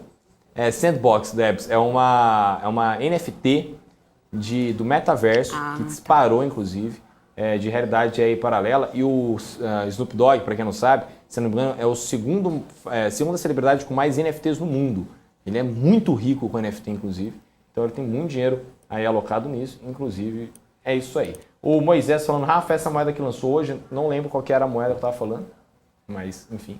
Mas as moedas estão tudo caindo. Moisés está dizendo que vai mandar pra gente Guaraná Jesus. Olha, Moisés, eu te falo que só tomei Guaraná Jesus uma vez há muito tempo. Eu nem me lembro mais. Eu sei que ele é rosinha, né? Exato. É rosinha até. Exato. Falando que vão mandar whey pra mim aqui. Fernando Luiz está até hoje Investidores falando. A cara da Débora foi... Gente, é que eu estou me adaptando a esse mundo digital, assim, essa coisa, né, metaverso e tudo mais, esses negócios, né, a senhora que vos fala aqui, né, muita coisa para poder... Não, a gente vai fazer um programa especial. Vocês querem esse programa especial? A gente vai fazer um Crypto News especial, eu e Débora, mostrando para Débora aí o metaverso, mostrando o X Infinity. Imagina a Débora com VR, aqueles óculos de realidade virtual... Tentando você tá se achando inventar. que eu tenho quantos anos, Rafael? Não, eu sei quantos anos você tem. Você tem 26 anos de idade. Você tá achando com o teu conta. Mas a Débora... Você tem medo de morrer, não. Mas olha, gente, eu vou morrer hoje. Brincadeira, não. Mas olha, o pessoal aqui rindo, falando que a cara da Débora foi a melhor. Enfim, gente. Deixa eu só trazer uma última notícia aqui, importantíssima, pessoal, porque isso aliás, é uma coisa que as pessoas precisam ficar muito atentas, já que isso pode confundir bastante, inclusive com coronavírus. Surto de gripe chega a São Paulo com vírus que escapa à vacina. O vírus influenza A, H3N2, o mesmo associado à epidemia de gripe lá do Rio de Janeiro, já está circulando aqui em São Paulo e já provoca aumento de atendimentos nos prontos-socorros e internações.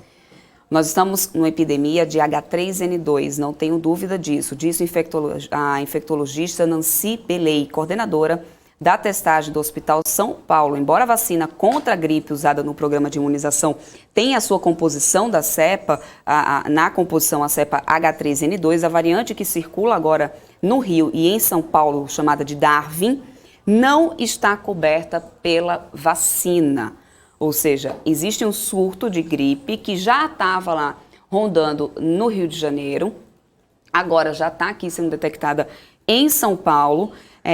Esse vírus escapa à vacina que já foi feita, inclusive, a campanha de vacinação contra a influenza, como tem todos os anos.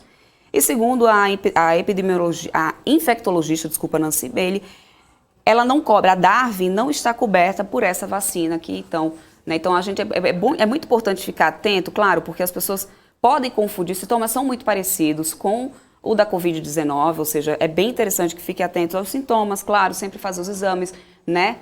Qualquer sintoma, ficar atento para poder já providenciar, óbvio, né? Qualquer isolamento, todas as medidas que sejam necessárias, mas também ficar atento e não criar um pânico, talvez, né, Rafa? Porque Exatamente. Existe um surto de gripe que já estava acontecendo no Rio de Janeiro e agora sim está confirmado que já está detectado aqui também em São Paulo. Houve um aumento muito grande, aliás, sobre esse surto de gripe. É um período do ano muito favorável para isso, né, Rafa? E até é importante, Débora, agora falando muito sério, né? Até perguntaram aqui pra gente, a gente teve gripe a vida toda, nunca foi notícia. Agora é problema por cima dos problemas. Por que a gente, num jornal de economia, está falando disso? Porque é o seguinte, qualquer temor de coronavírus, a gente sabe muito bem, né, Débora? A gente vê aqui, quando teve o primeiro caso de Omicron, a primeira morte de Omicron, o mercado inteiro desaba. Então é muito importante a gente ter esse acompanhamento também com a saúde, né, pra gente saber se é surto de coronavírus, se é surto de gripe. O Hélio Júnior está até dizendo aqui assim, a gente teve gripe a vida toda, nunca foi notícia, agora é problema por cima de problema. Não é que nunca foi, muito pelo contrário, sempre foi notícia, aliás, sempre a imprensa trabalhou muito forte, divulgando todas as campanhas de vacinação, né, contra a influenza, sempre houve sim um trabalho, aliás, lá atrás, H1N1, né, foi um problema muito importante até se achar vacina, até ter-se todos os anos uma atualização das cepas da vacina e todo ano tem a campanha de imunização da gripe, né? Então, assim, não é que deixou de ser notícia, que hoje a gente está em uma pandemia muito mais grave porque é desconhecido por completo o nível de periculosidade do vírus, né? Sim. Então, no final das contas, não é que deixou de ser qualquer importante. Temor de qualquer coisa, entendeu? Porque às vezes a galera pode ter essa noção, né? Tipo, por que vocês dão, por exemplo, notícia de política, né? Pesquisa política? Cara, o temor político, por exemplo, é enorme, né? E, depende muito do cenário, por exemplo, né? 2022 vai ser um ano que ou vai ter uma continuidade de um cenário ou vai ter uma mudança de cenário por conta das eleições. A gente tem que estar preparado para isso, porque o investidor estrangeiro, né? Também fica de olho. O Gu está aqui dizendo que foi o professor Cabral que trouxe, imagina, trouxe nada. O Cabral é forte. Trouxe lá do Rio para cá, para São Paulo. Imagina, Cabral, você já viu o Cabral doente? Eu nunca vi o Cabral doente. Cabral é, sensacional. Eu gosto muito da filosofia de vida do Cabral. É importante, mas ele está lembrando aqui, é importante tomar vacina tanto da Covid como H1N1. Né? No meio dessa toda a história de Covid-19, de pandemia, muita gente, né, acabou esquecendo de todas as outras coisas que existem no mundo. Existem outras doenças, ainda existe H1N1. Houve sim campanha de vacinação da influenza, da gripe, tanto no ano passado como nesse ano. Não deixou de existir vacina de outras doenças. Só é importante que as pessoas também lembrem, né, de também se imunizar para as outras doenas, todas as outras coisas que continuam acontecendo, né, no mundo inteiro. Bom, vou dar uma última atualizada aqui do mercado para poder a gente ir para nosso próximo papo, que é com o Enzo. O Enzo, o pessoal está perguntando aqui, inclusive a Renata já está me dizendo aqui que o Enzo já está ok. O pessoal está perguntando aqui se ele fala, inclusive, sobre Nubank. Eu já vi ele perguntando se ele fala sobre... A gente vai falar com ele sobre Iguatemi, Guararapes, a gente vai falar com ele sobre Movida, sobre Petrobras, sobre Cosan, sobre Direcional. Vão deixando as perguntas de vocês sobre aí. Vida Deixa eu só atualizar para vocês aqui o mercado, porque continua aqui nessa queda, 0,44% de queda agora o Ibovespa, tá? 106.907 pontos nesse momento. O dólar nesse momento também continua subindo, dólar futuro, tá, gente? Cotado agora a 5,71. Vamos lá bater o papo com o Enzo Mori, que é analista da Mogno. Boa tarde, Enzo. Caiu, hein? Ai, caiu? Eu espero que ele não tenha se machucado, gente. Lá, tá vendo? A convivência, como é que ela é terrível. Eu espero que ele Débora esteja bem. Oliveira, Alguém, um ano atrás, não fazia doentes. esse tipo de trocadilho. Eu espero. Entendeu? Que esteja Aí o que aconteceu? Começou a conviver comigo, né? Começou a conviver comigo, aí senta, escreve o roteiro junto, né? Aí vai lá, passa 2 horas no ar, o que começa a acontecer? Vem o grande Leonardo Alcântara no nosso ponto, fala, caiu, Débora o quê? Tomara que ele não tenha se machucado. Né? Muito bom, muito bom. Não, eu fico muito contente, essa foi a grande... Convivência, né? Já ouvi falar, né? A convivência é um negócio horroroso, né? Mas enfim, muito bom. Eu aprendi um monte de coisa. Aprendi a falar sério, aprendi a ter a entonação de voz, dicção, realmente comecei a importar. E eu fiz o que com o Debs? Os trocadalhos aí, né? Muito bom, Debs. Fico feliz com a contribuição que eu fiz aí na sua vida. Muito legal mesmo. Ó, Quem continua? O pessoal tá rindo aqui no Fernando. Estava culpa toda de quem? Desse moço aí do lado. É minha. Olha quem tá virando aqui para uma alta, gente. O problema é quem tá subindo para alta aí? Quem tá virando aqui, ó. Vale? Vale. No finalzinho, hein? Ó, agora acho que voltou, hein? O Enzo voltou, vamos saber se ele tá bem. Machucou. Se Deus quiser, ele tá tudo bem com ele. Enzão, cadê o Enzo? Enzo, você tá aqui com a gente, Enzo? Enzo, o pessoal tudo falou bem que você com caiu. Você não machucou não, né? Você não machucou não, né? Tá doendo mais essa bolsa só de hoje, essa queda aí. Essa queda foi tranquila aqui. Obrigado aí pelo problema técnico aí, obrigado pela disponibilidade de vocês. Não, obrigada por você estar bem aí, inclusive, né, não ter se machucado. Exatamente. Bom, Pela bolsa hoje esse risco do mercado como um todo em relação ao discurso do Powell de amanhã, né? E com isso está antecipando muitos movimentos aí de algumas teses, principalmente de growth, né? E acho que pegando um pouco do comentário que vocês acabaram levantando de um telespectador aí sobre Nubank, assim, a gente não está posicionado nem desde o IPO. E o motivo, o racional é o mesmo, né? Primeiro porque diante dessa incerteza ao redor do mundo sobre a subida da taxa de juros, né? Que a gente pode estar vivendo nos próximos anos como um todo, isso aí pode criar uma pressão muito grande nos preços, principalmente teses de growth. Então, a gente está com um portfólio bastante posicionado aí em teses de valor. Então, acho que esse é o principal mantra que a gente está vivendo, mas hoje, mesmo num dia como hoje, as teses que a gente tem não estão conseguindo se proteger tanto, mas existe um espaço hoje na Bolsa, como dá para ver pelo screen aí do intraday, né, que teses de valor, como bancos tradicionais e outras teses de commodities também estão segurando bem, né, no dia de hoje. Então, mas é um dia que a gente está sofrendo um pouco, porque por mais que a gente tenha o portfólio muito bem posicionado para essa parte de valor, a gente ainda tem um pezinho em algumas teses de growth, aí, como o Banco Inter, que é a nossa aposta no nosso espaço aí de fintech, e com isso a gente está sofrendo também um pouco o mercado, mas faz parte. Aliás, faz parte, mas todo o cenário aqui, inclusive de techs, hoje em queda, né? Vou até mudar aqui para a variação para dar uma olhada agora, mas olha só, na variação tá aqui, ó, todo bancos digitais inteiro, tecnologia, tudo aqui nessas quedas aqui do dia, liderando nessas quedas, por exemplo, hoje. Existe alguma outra forma de proteção para uma volatilidade como essas, como a gente tem acompanhado? Até será, por exemplo, ontem foi um dia que aparentemente, né, seguiu até o finalzinho ali do dia, está tudo ok. Nos 45 do terceiro tempo já, o negócio deu aquela azedadinha ali no final. Né? Assim, o que fazer? Como dizer para o investidor, olha, faz isso aqui como uma proteção? Tem proteção para isso? para tanta volatilidade assim? É volatilidade em câmbio? É volatilidade na bolsa? É volatilidade na bolsa? Existem proteções para isso. Assim, acho que a mais básica de todas é não ficar 100% alocado, né? E ter caixa, né? Como uma alternativa de investimento. Mas para você poder ganhar dinheiro, aí você pode comprar opções de put, né? De opções de venda, né? E aí você pode tentar, com isso você tem o direito de comprar o papel no preço mais barato. O problema é que diante dessa volatilidade muito grande que a gente está vivendo, no curto prazo você pode também estar trocando os pés pelas mãos, né? E esse timing, né? O termo em inglês, né? Esse tempo de comprar e vender que os gestores tentam fazer, na verdade, existe uma academia muito grande que fala que nas grandes médias todo mundo vai errar, né?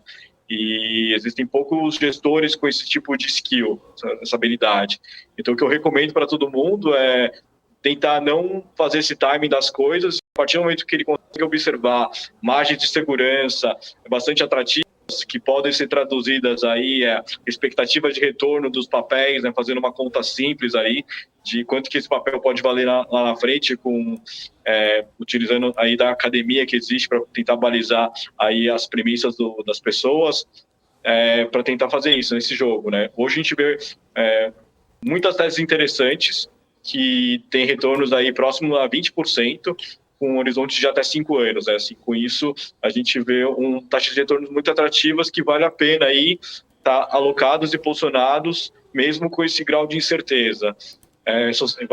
Existem aqueles chavões, né, que o pessoal de mercado acaba utilizando, né, falando que aquela frase bastante famosa do Barão de Rothschild, né, que ele fala que se movimente quando existe sangue nas suas, principalmente se for o seu, né?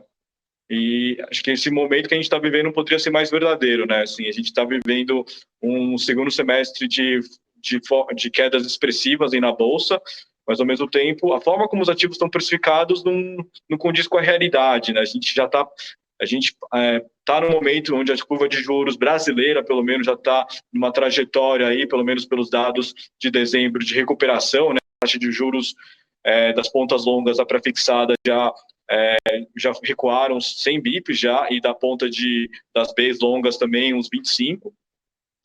E com isso a gente tem uma perspectiva um pouco melhor, apesar de ter ainda muitas incertezas em relação ao ano que vem sobre quem vai ser o presidente para 2023 e as incertezas sobre possíveis reformas. A gente vê que da forma como o mercado está precificado, não precisa de grandes coisas para as coisas simplesmente começarem a andar e ter um ganho muito expressivo, né?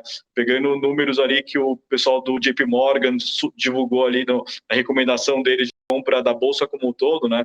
Eles estão estimando ali na Bolsa de 130 mil pontos para o final do ano que vem, né?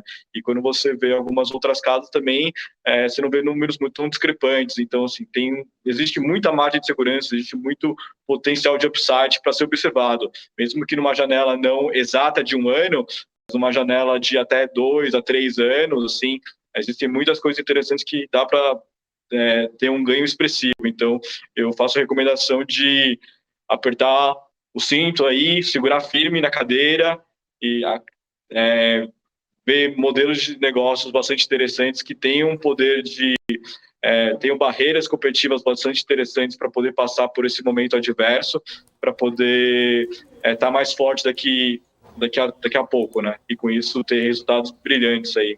E a gente espera isso das companhias. Perfeito. Ô Enzo, a nossa filosofia aqui no Top News é aquela de sempre, acho que você já está até acostumado já. A gente faz uma grande roda de conversa aí com quem está no nosso chat, então a gente pergunta tudo que eles mandarem aqui. Você pode sentir à vontade aí, se quiser comentar ou não sobre o assunto que a gente vai fazendo aqui. Tem um monte de pergunta aqui da galera aqui, então eu vou começar aqui. O Adilson perguntando aqui, Enzo, pode comentar um pouco sobre a bonificação de Itaúsa e a venda de uma da XP? Eu não entendi o que esse acho que está faltando alguma coisa depois desse mas alguma coisa sobre a XP. Você tem alguma opinião sobre Itaúsa e sobre o case de Itaúsa, principalmente em relação ao resto do mercado, né? Como é que a Itaúsa tem estado aí no setor bancário, né? Enfim, se você puder comentar, mas se não for do seu...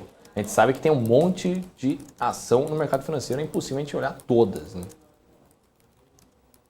eu ainda não estimei exatamente quanto que vai ser esse dividendo extraordinário que eles vão pagar, tá bom? Então, esse ângulo eu vou ficar devendo. O que é interessante na tese como um todo são todos os investimentos, são todas as subsidiárias que eles estão investidos, né? Então, hoje você tem dentro dessa holding, você tem o Itaú Unibanco, que está sendo precificado ali a 8 vezes lucro de 2022, que é um lucro bastante atrativo, um múltiplo bastante atrativo para se ter, com dividendos bastante expressivos também para ser carregados. Tem a tese de Alpargatas também, que tem um ângulo bastante positivo ali do processo de internacionalização como um todo. E existem outras opcionalidades também, como o ângulo ali da antiga Doratex, né, que ainda você tem um mercado ainda bastante aquecido para o setor de insumos para a indústria de real estate, né, como um todo, que está vendendo super bem. Então, como um todo, como panorama geral, ainda tem um ângulo bastante atrativo. Falando só exatamente do dividendo, eu não sei te precisar exatamente quanto vai ser esse dividendo extraordinário, mas olhando pelos múltiplos que foram pagos e pela forma como o ativo está sendo precificado, é um dividendo relevante. E a gente vê isso com bons olhos. A questão é se você está querendo só pegar e arbitrar esse dividendo, eu fico só na dúvida se, como a informação já está muito bem disseminada no mercado, se você realmente vai ter um ganho expressivo atrás disso, né? Tem aquele ângulo, né? Assumindo que a ação hoje é R$10 e vai ter o pagamento de um real de dividendo, na verdade, quando a ação ficar X, você vai ter 9, né? Você vai ter R$9 mais um dividendo futuro para ser recebido lá na frente. Então, na verdade, não tem ganho de capital algum nesse meio tempo, apesar de ter esse dinheiro que vai pingar na conta. Assim, o que eu sempre falo, o que eu sempre advoguei, principalmente contra o meu pai, só porque ele é uma pessoa mais apegada a dividendos como um todo, e eu sempre advoguei esse ângulo que é interessante achar empresas com o mercado, com opcionalidade de investimento interessante, né? Que ele consegue fazer aquele jogo de juro composto, né? Isso que é o grande diferencial de empresas que vão crescer loucamente, né? E é exatamente esse jogo que o Warren Buffett joga, né? Ele já teve essa estratégia de querer comprar somente empresas super descontadas, e depois ele viu que era muito mais interessante comprar empresas que têm um potencial de mercado endereçável muito grande, e a partir do momento que ele tem uma geração de caixa, ele pega e retém parte dos lucros e vai reinvestindo isso em novos projetos que gerarão novas receitas crescentes, melhorias de custos como um todo, e com isso o lucro e a receita da companhia vai crescer, gerando cada vez mais caixa, e com isso a empresa vai crescer cada vez mais. Esse é um mantra que eu gosto de seguir, porque esse é um mantra que eu vejo uma capacidade de geração de valor muito grande através do poder do juro composto, né?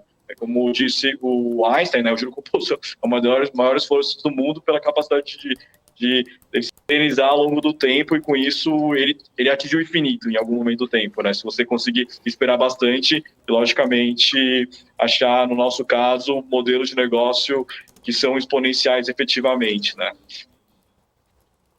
Entendi. Muita pergunta aqui pra gente.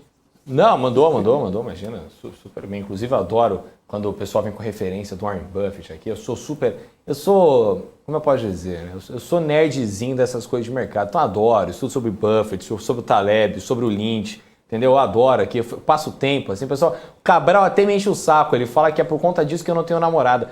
E ele tá mais que certo, é isso mesmo. Eu estudo muito de mercado financeiro, que é o que eu gosto da vida. Bom, o Andradas aqui perguntando: prezados, a IMBel tem ações na Bolsa, Indústria Brasileira de Material Bélico?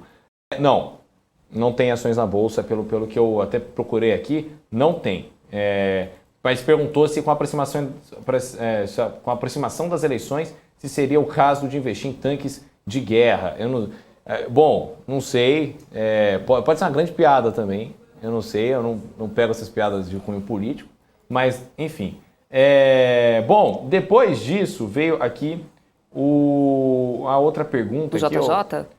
Não, foi o do Helder, que perguntou aqui: ô Enzo, quem comprar Magalu... isso aqui é para você se meter na briga que estava no chat, ô Enzo. O pessoal estava brigando sobre Magalu. Tinha gente falando que estava caro demais, ou que estava barato demais. Gente que é buy and holder de Magalu, gente que não é, enfim, tá todo mundo brigando aqui. E o Helder tá falando assim: quem comprar Magalu a 5 vai ficar rico? Pergunta pro Enzo. Você acha que quem comprar Magalu aí vai disparar aí, vai ganhar dinheiro? De entrar Magalu, tá? Se o cara quiser arbitrar esse jogo, que eu não acho uma boa, mas se ele quiser, o único papel que existe para tentar pegar esse ângulo de armamento bélico é a Forja Taurus, que é uma empresa já famosa, aí que as pessoas investiram e entraram pesado ali quando o Bolsonaro tinha acabado de ser eleito, né? Então, se quiser pegar algum ângulo disso, vai ali é o caminho. Mas eu não tenho, eu não estou querendo estimular esse tipo de negociação, de discussões chegar nesse nível, que eu acho que é uma coisa muito complexa, e eu espero que a gente continue sendo um país democrático, seguindo aí as filosofias e as democracias que a gente conseguiu implementar ao longo dos anos. Falando de Magalu, assim, Magalu a gente não tem, tá? Então, começando pelo ângulo principal, né? Assim, se a gente está comprado ou não na tese. Nesse espectro, a gente também não tem via varejo.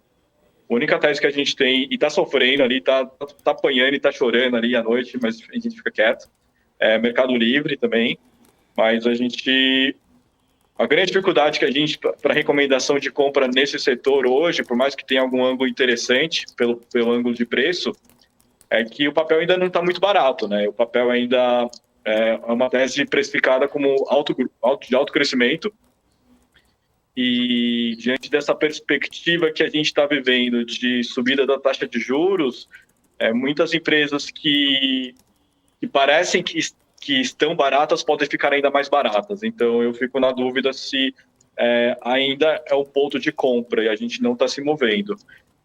Muito baseado nesse ângulo desse ângulo mais top-down, né, da análise. O que nos preocupa um pouco na Magalu, no último resultado, foi a velocidade do crescimento do 1P, né, das vendas do e-commerce que a própria Magalu faz, né? O que você viu, e está muito claro olhando nos números ali, é que ela perdeu fôlego.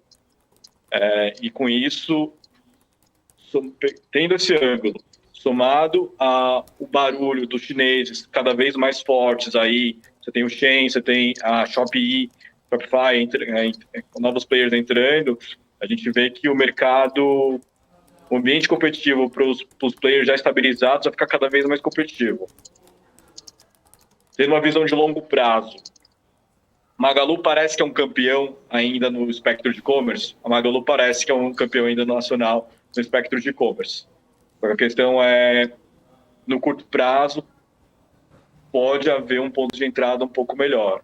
Então, para as pessoas que, por acaso, querem já se posicionar, tem uma posição, eu recomendo a compra. A questão é, assumindo que eu tenho 100 dinheiros disponíveis para alocar em Magalu, putz, meu amigo, coloca 30, 50 e deixa essa outra parcela aí à disposição. Se bater um preço maluco daqui a pouco, aí você pega e enfia o pé na jaca e torce, né?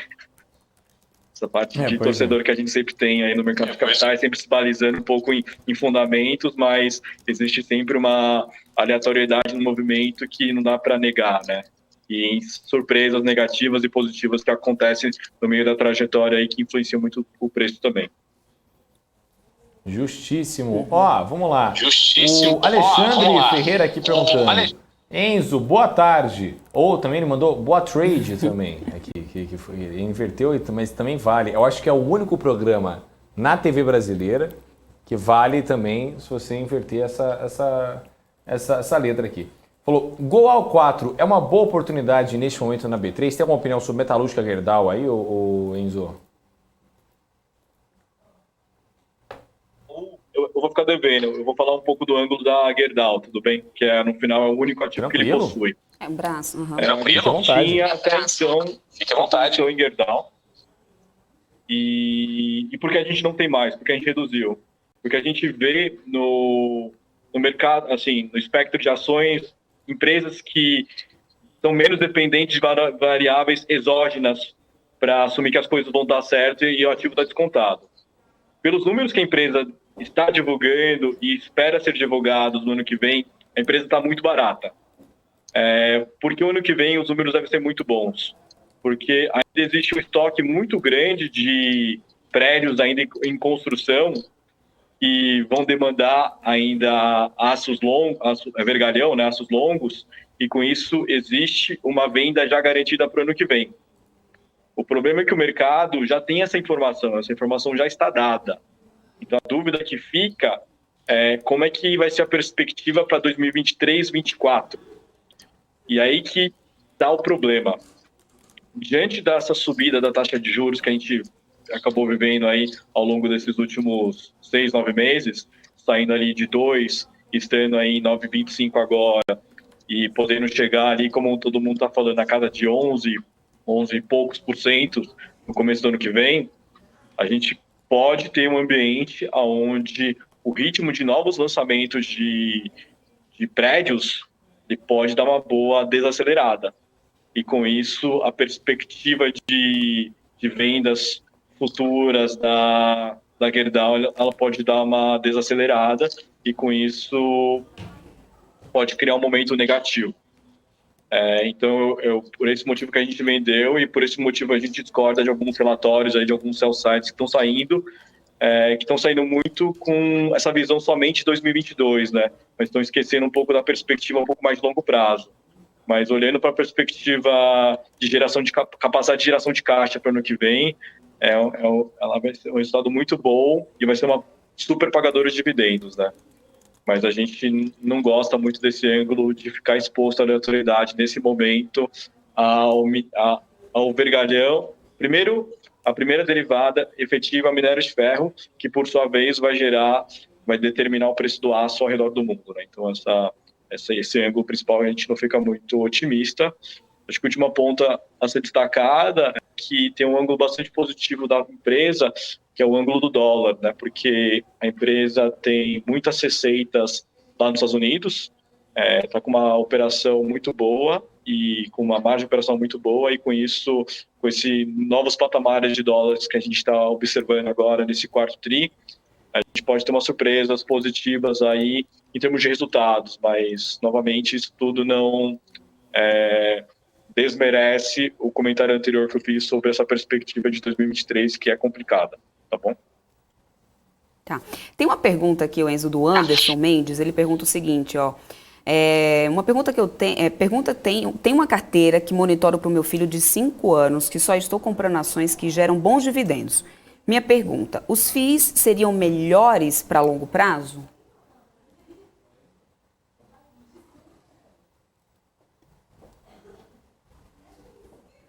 Eu discordo. Eu não acho que isso é uma verdade. E por quê? Assim, primeiro eu vou assumir que eu vou construir uma carteira focada em dividendos, tá bom? Existe hoje um espaço grande de papéis de empresas listadas que pagam os dividendos beirando 15%. A Petrobras, por exemplo, pelos números que eles acabaram de divulgar ali no Investors Day, que eles acabaram de ter, eles falaram que vão retornar 60 bi de dólar em dividendo. Esse número é interessante porque a empresa hoje vale 60 bi. Esse 60 bi vai ser distribuído na visão da empresa ao longo de 5 anos. Então, se você fizer uma matemática simples, você teria mais ou menos 20% de retorno de dividend yield, né, de dividendo aí, a cada ano pela empresa, o que é um número absurdo. E hoje, eu não acompanho muito, a minha empresa aqui acompanha muito o lado de FII, tá bom? Mas assim, olhando pelas informações que eu tenho, eu não vejo muitas empresas que neste momento estão pagando mais de 10% de dividendo pelos FIIs. As empresas podem vir a pagar muito a partir do momento que as vacâncias elas diminuírem bem e você ter um ambiente onde tenha um rebound, ali, uma diminuição, um repasse da inflação nos aluguéis. Então, a partir dessa visão, você poderia ter um ângulo interessante. É uma matemática complexa como um todo, porque tem um ângulo da tributação, né?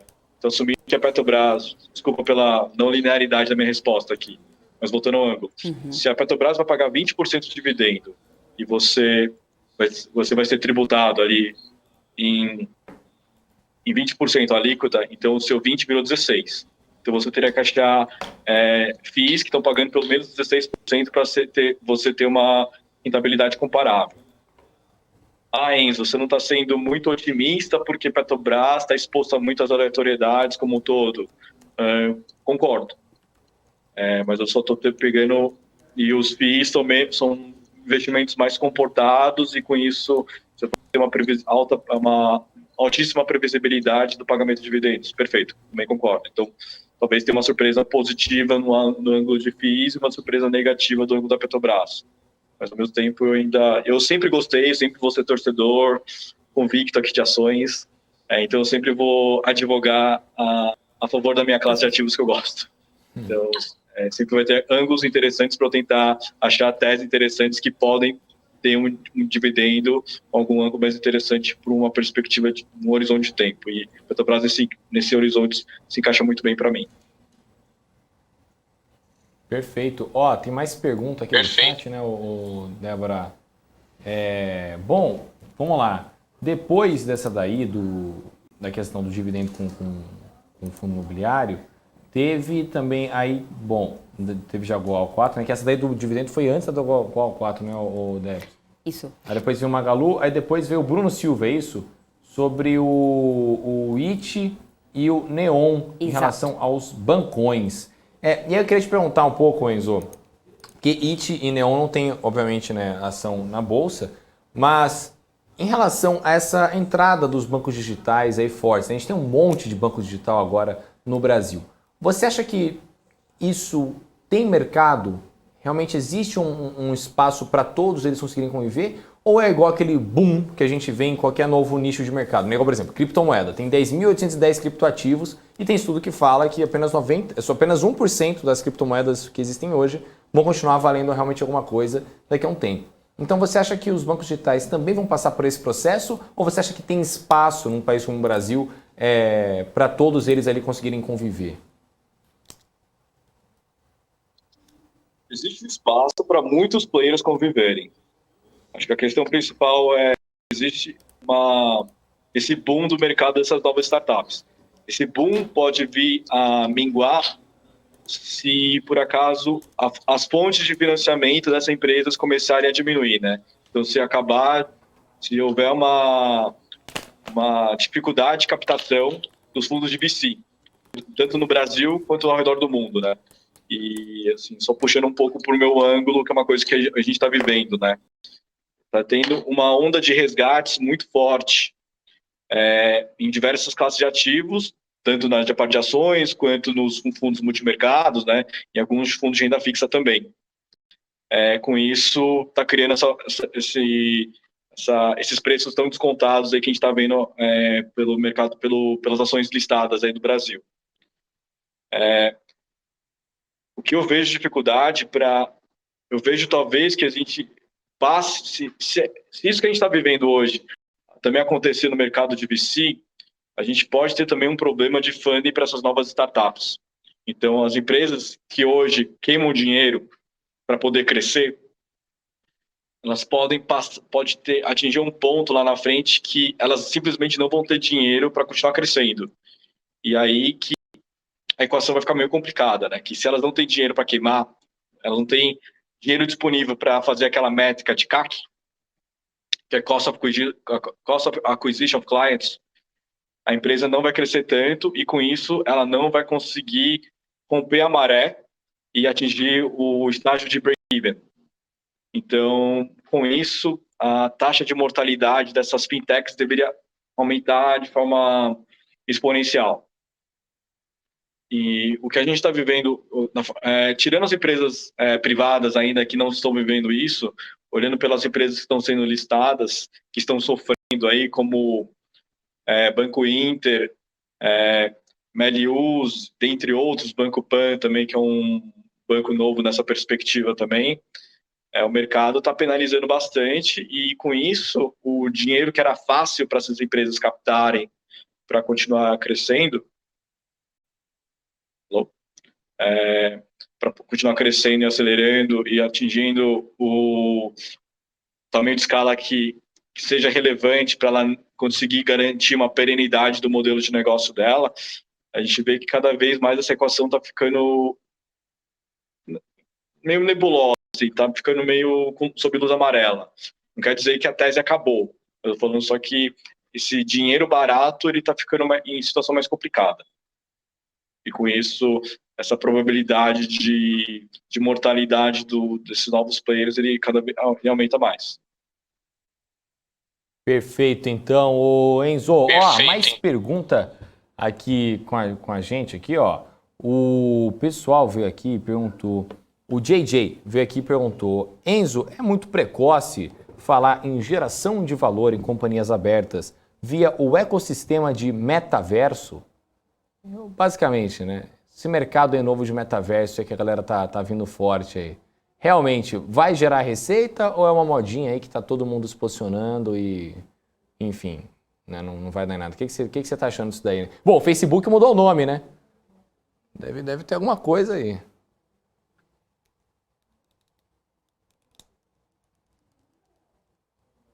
Tentando generalizar, eu vejo uma dificuldade, mas ao mesmo tempo, eu acho que podem existir modelos de negócios que são geradores de caixa. Então, assim, desculpa pelo meu comentário, eu não sou um grande fã de Bitcoin ou moedas cripto. Não, tá bom? Não, Enzo, não. Não é possível isso. Enzo, não é possível isso.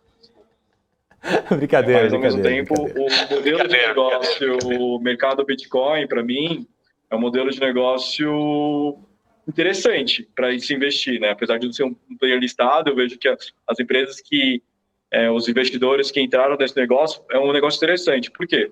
Porque existe uma forma de monetizar efetiva, né?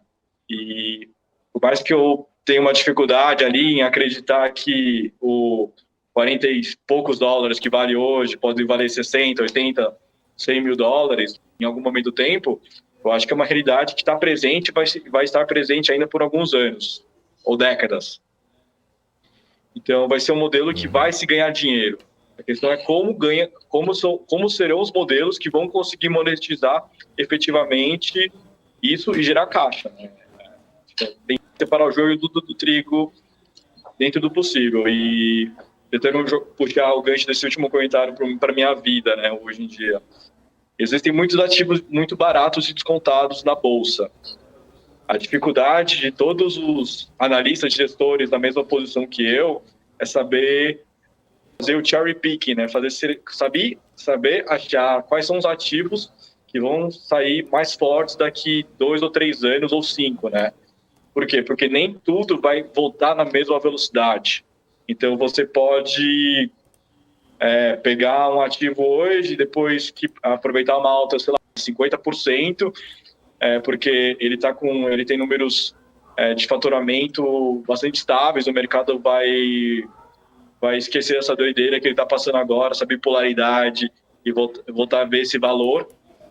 E se por acaso esses gestores conseguirem fazer isso numa janela nos próximos 6 a 12 meses, claramente vão ter oportunidade de vender esses ativos e poder trocar por outros ativos ainda que vão estar descontados, e para poder pegar as altas futuras, né? E com isso fazer aquele sector rotation, tanto intrasetorial quanto intersetorial, e com isso gerar cada vez mais valor. A dificuldade que todo mundo vê e essa parte difícil do nosso trabalho aqui.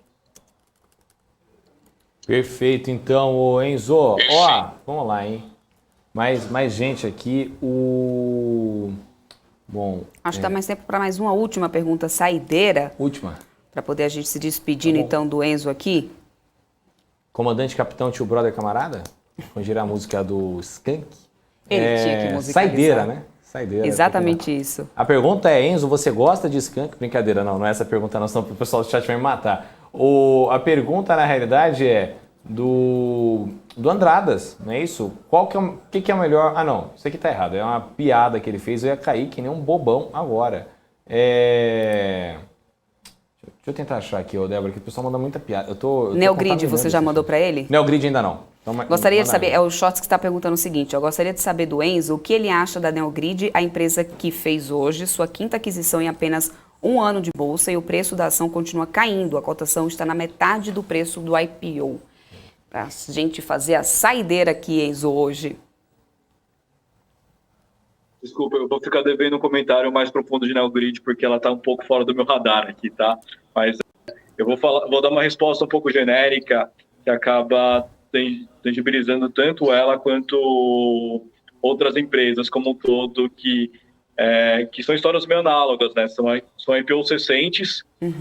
E existem 2 cenários, né? Empresas que estão conseguindo entregar o business plan ou até ou batendo as expectativas ou até acima, e tem outro espectro de empresas que não estão conseguindo entregar o que eles prometeram no mercado, e aí existe realmente um ângulo que o mercado deve punir.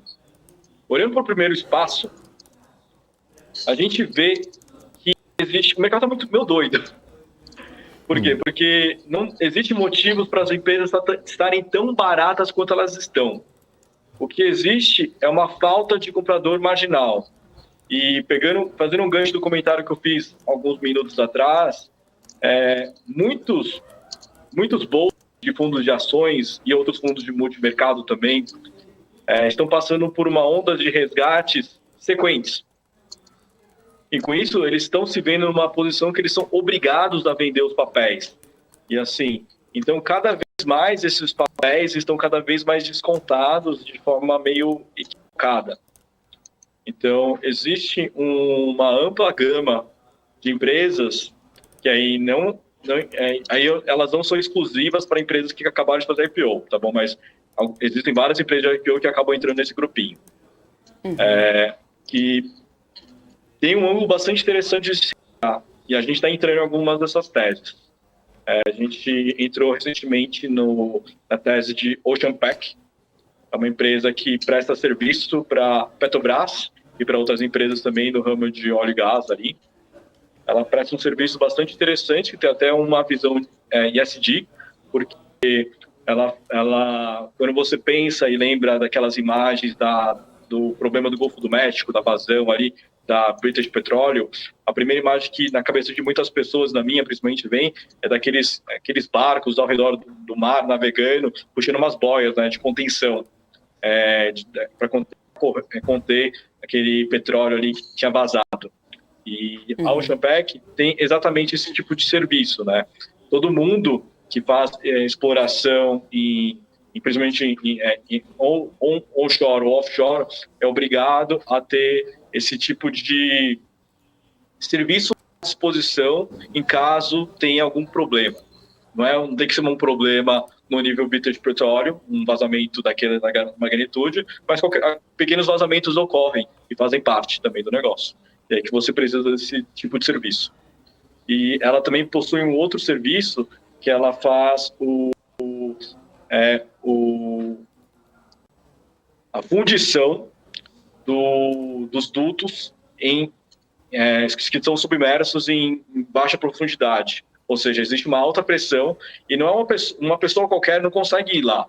Você tem que ir lá com um robozinho especializado para fazer esse serviço de mão de obra ali. E a Ocean Pack provê esses 2 serviços, além de outros serviços disponíveis ali pela empresa. Mas esses 2 são dois serviços bastante interessantes da perspectiva de. E por que a gente está animado com esse negócio? Caiu, sei lá, mais de 70%. E diante dessa perspectiva que a Petrobras acabou de passar de altos investimentos para os próximos anos, que vão investir ali mais de 60 bi, tendo, se eu não me engano, 13 plataformas chamadas... agora vai me faltar o nome aqui, eu vou preferir não falar os nomes para não falar besteira aqui. 13 novas plataformas ali de extração de petróleo nas bacias para fazer as explorações, então o mercado endereçável da Ocean Pack vai aumentar.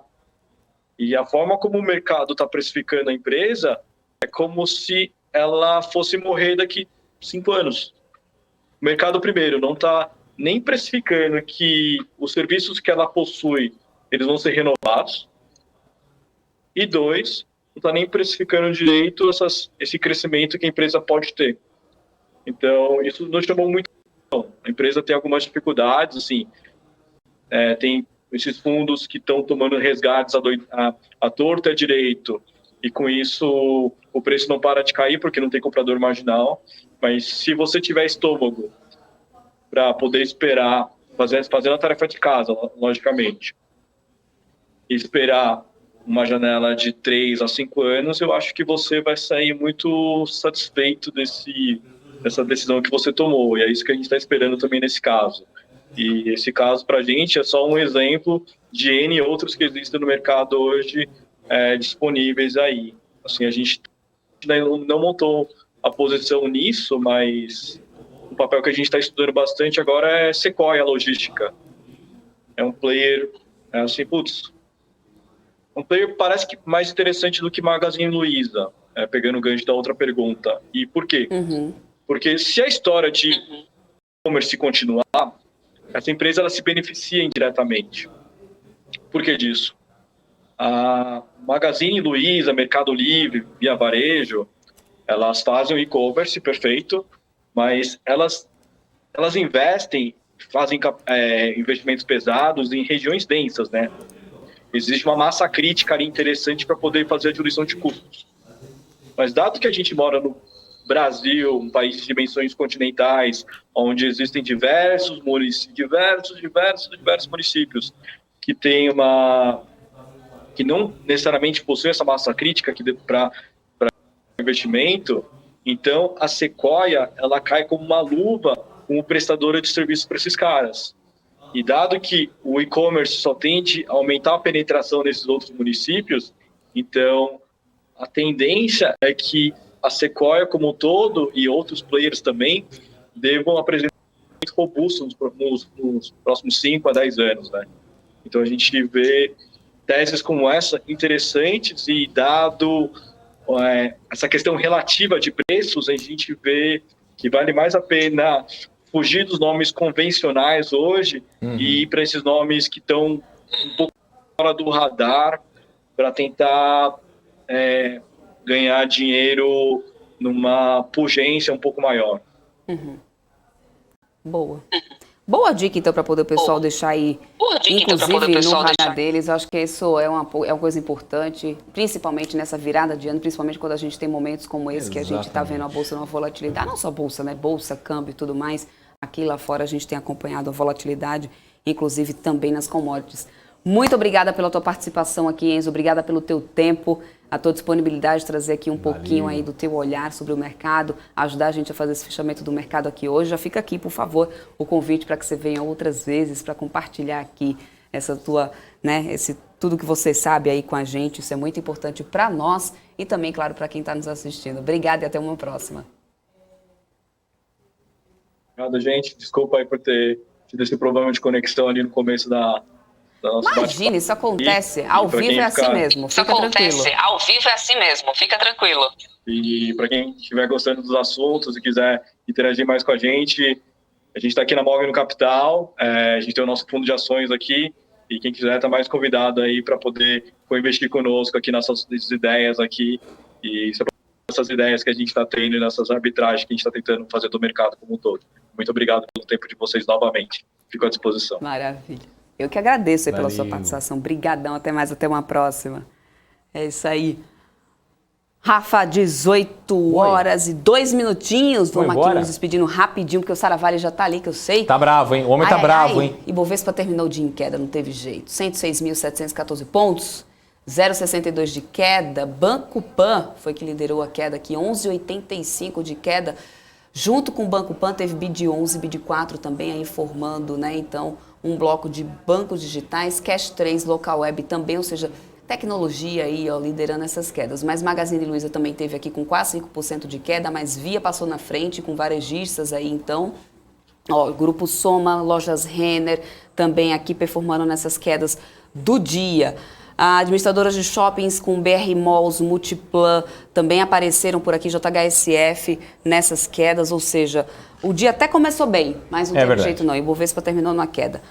Frigoríficos foi que liderou altas, Marfrig, JBS, BRF, ficaram aí no positivo. O dólar futuro caminhou aí para os 5,71 já no finalzinho, então, desse dia. Esse foi o nosso cenário por aqui. Eu vou me despedindo de vocês ficam ficando por aqui. Com Bruce Wayne da Faria Lima. Exatamente. Né, ele?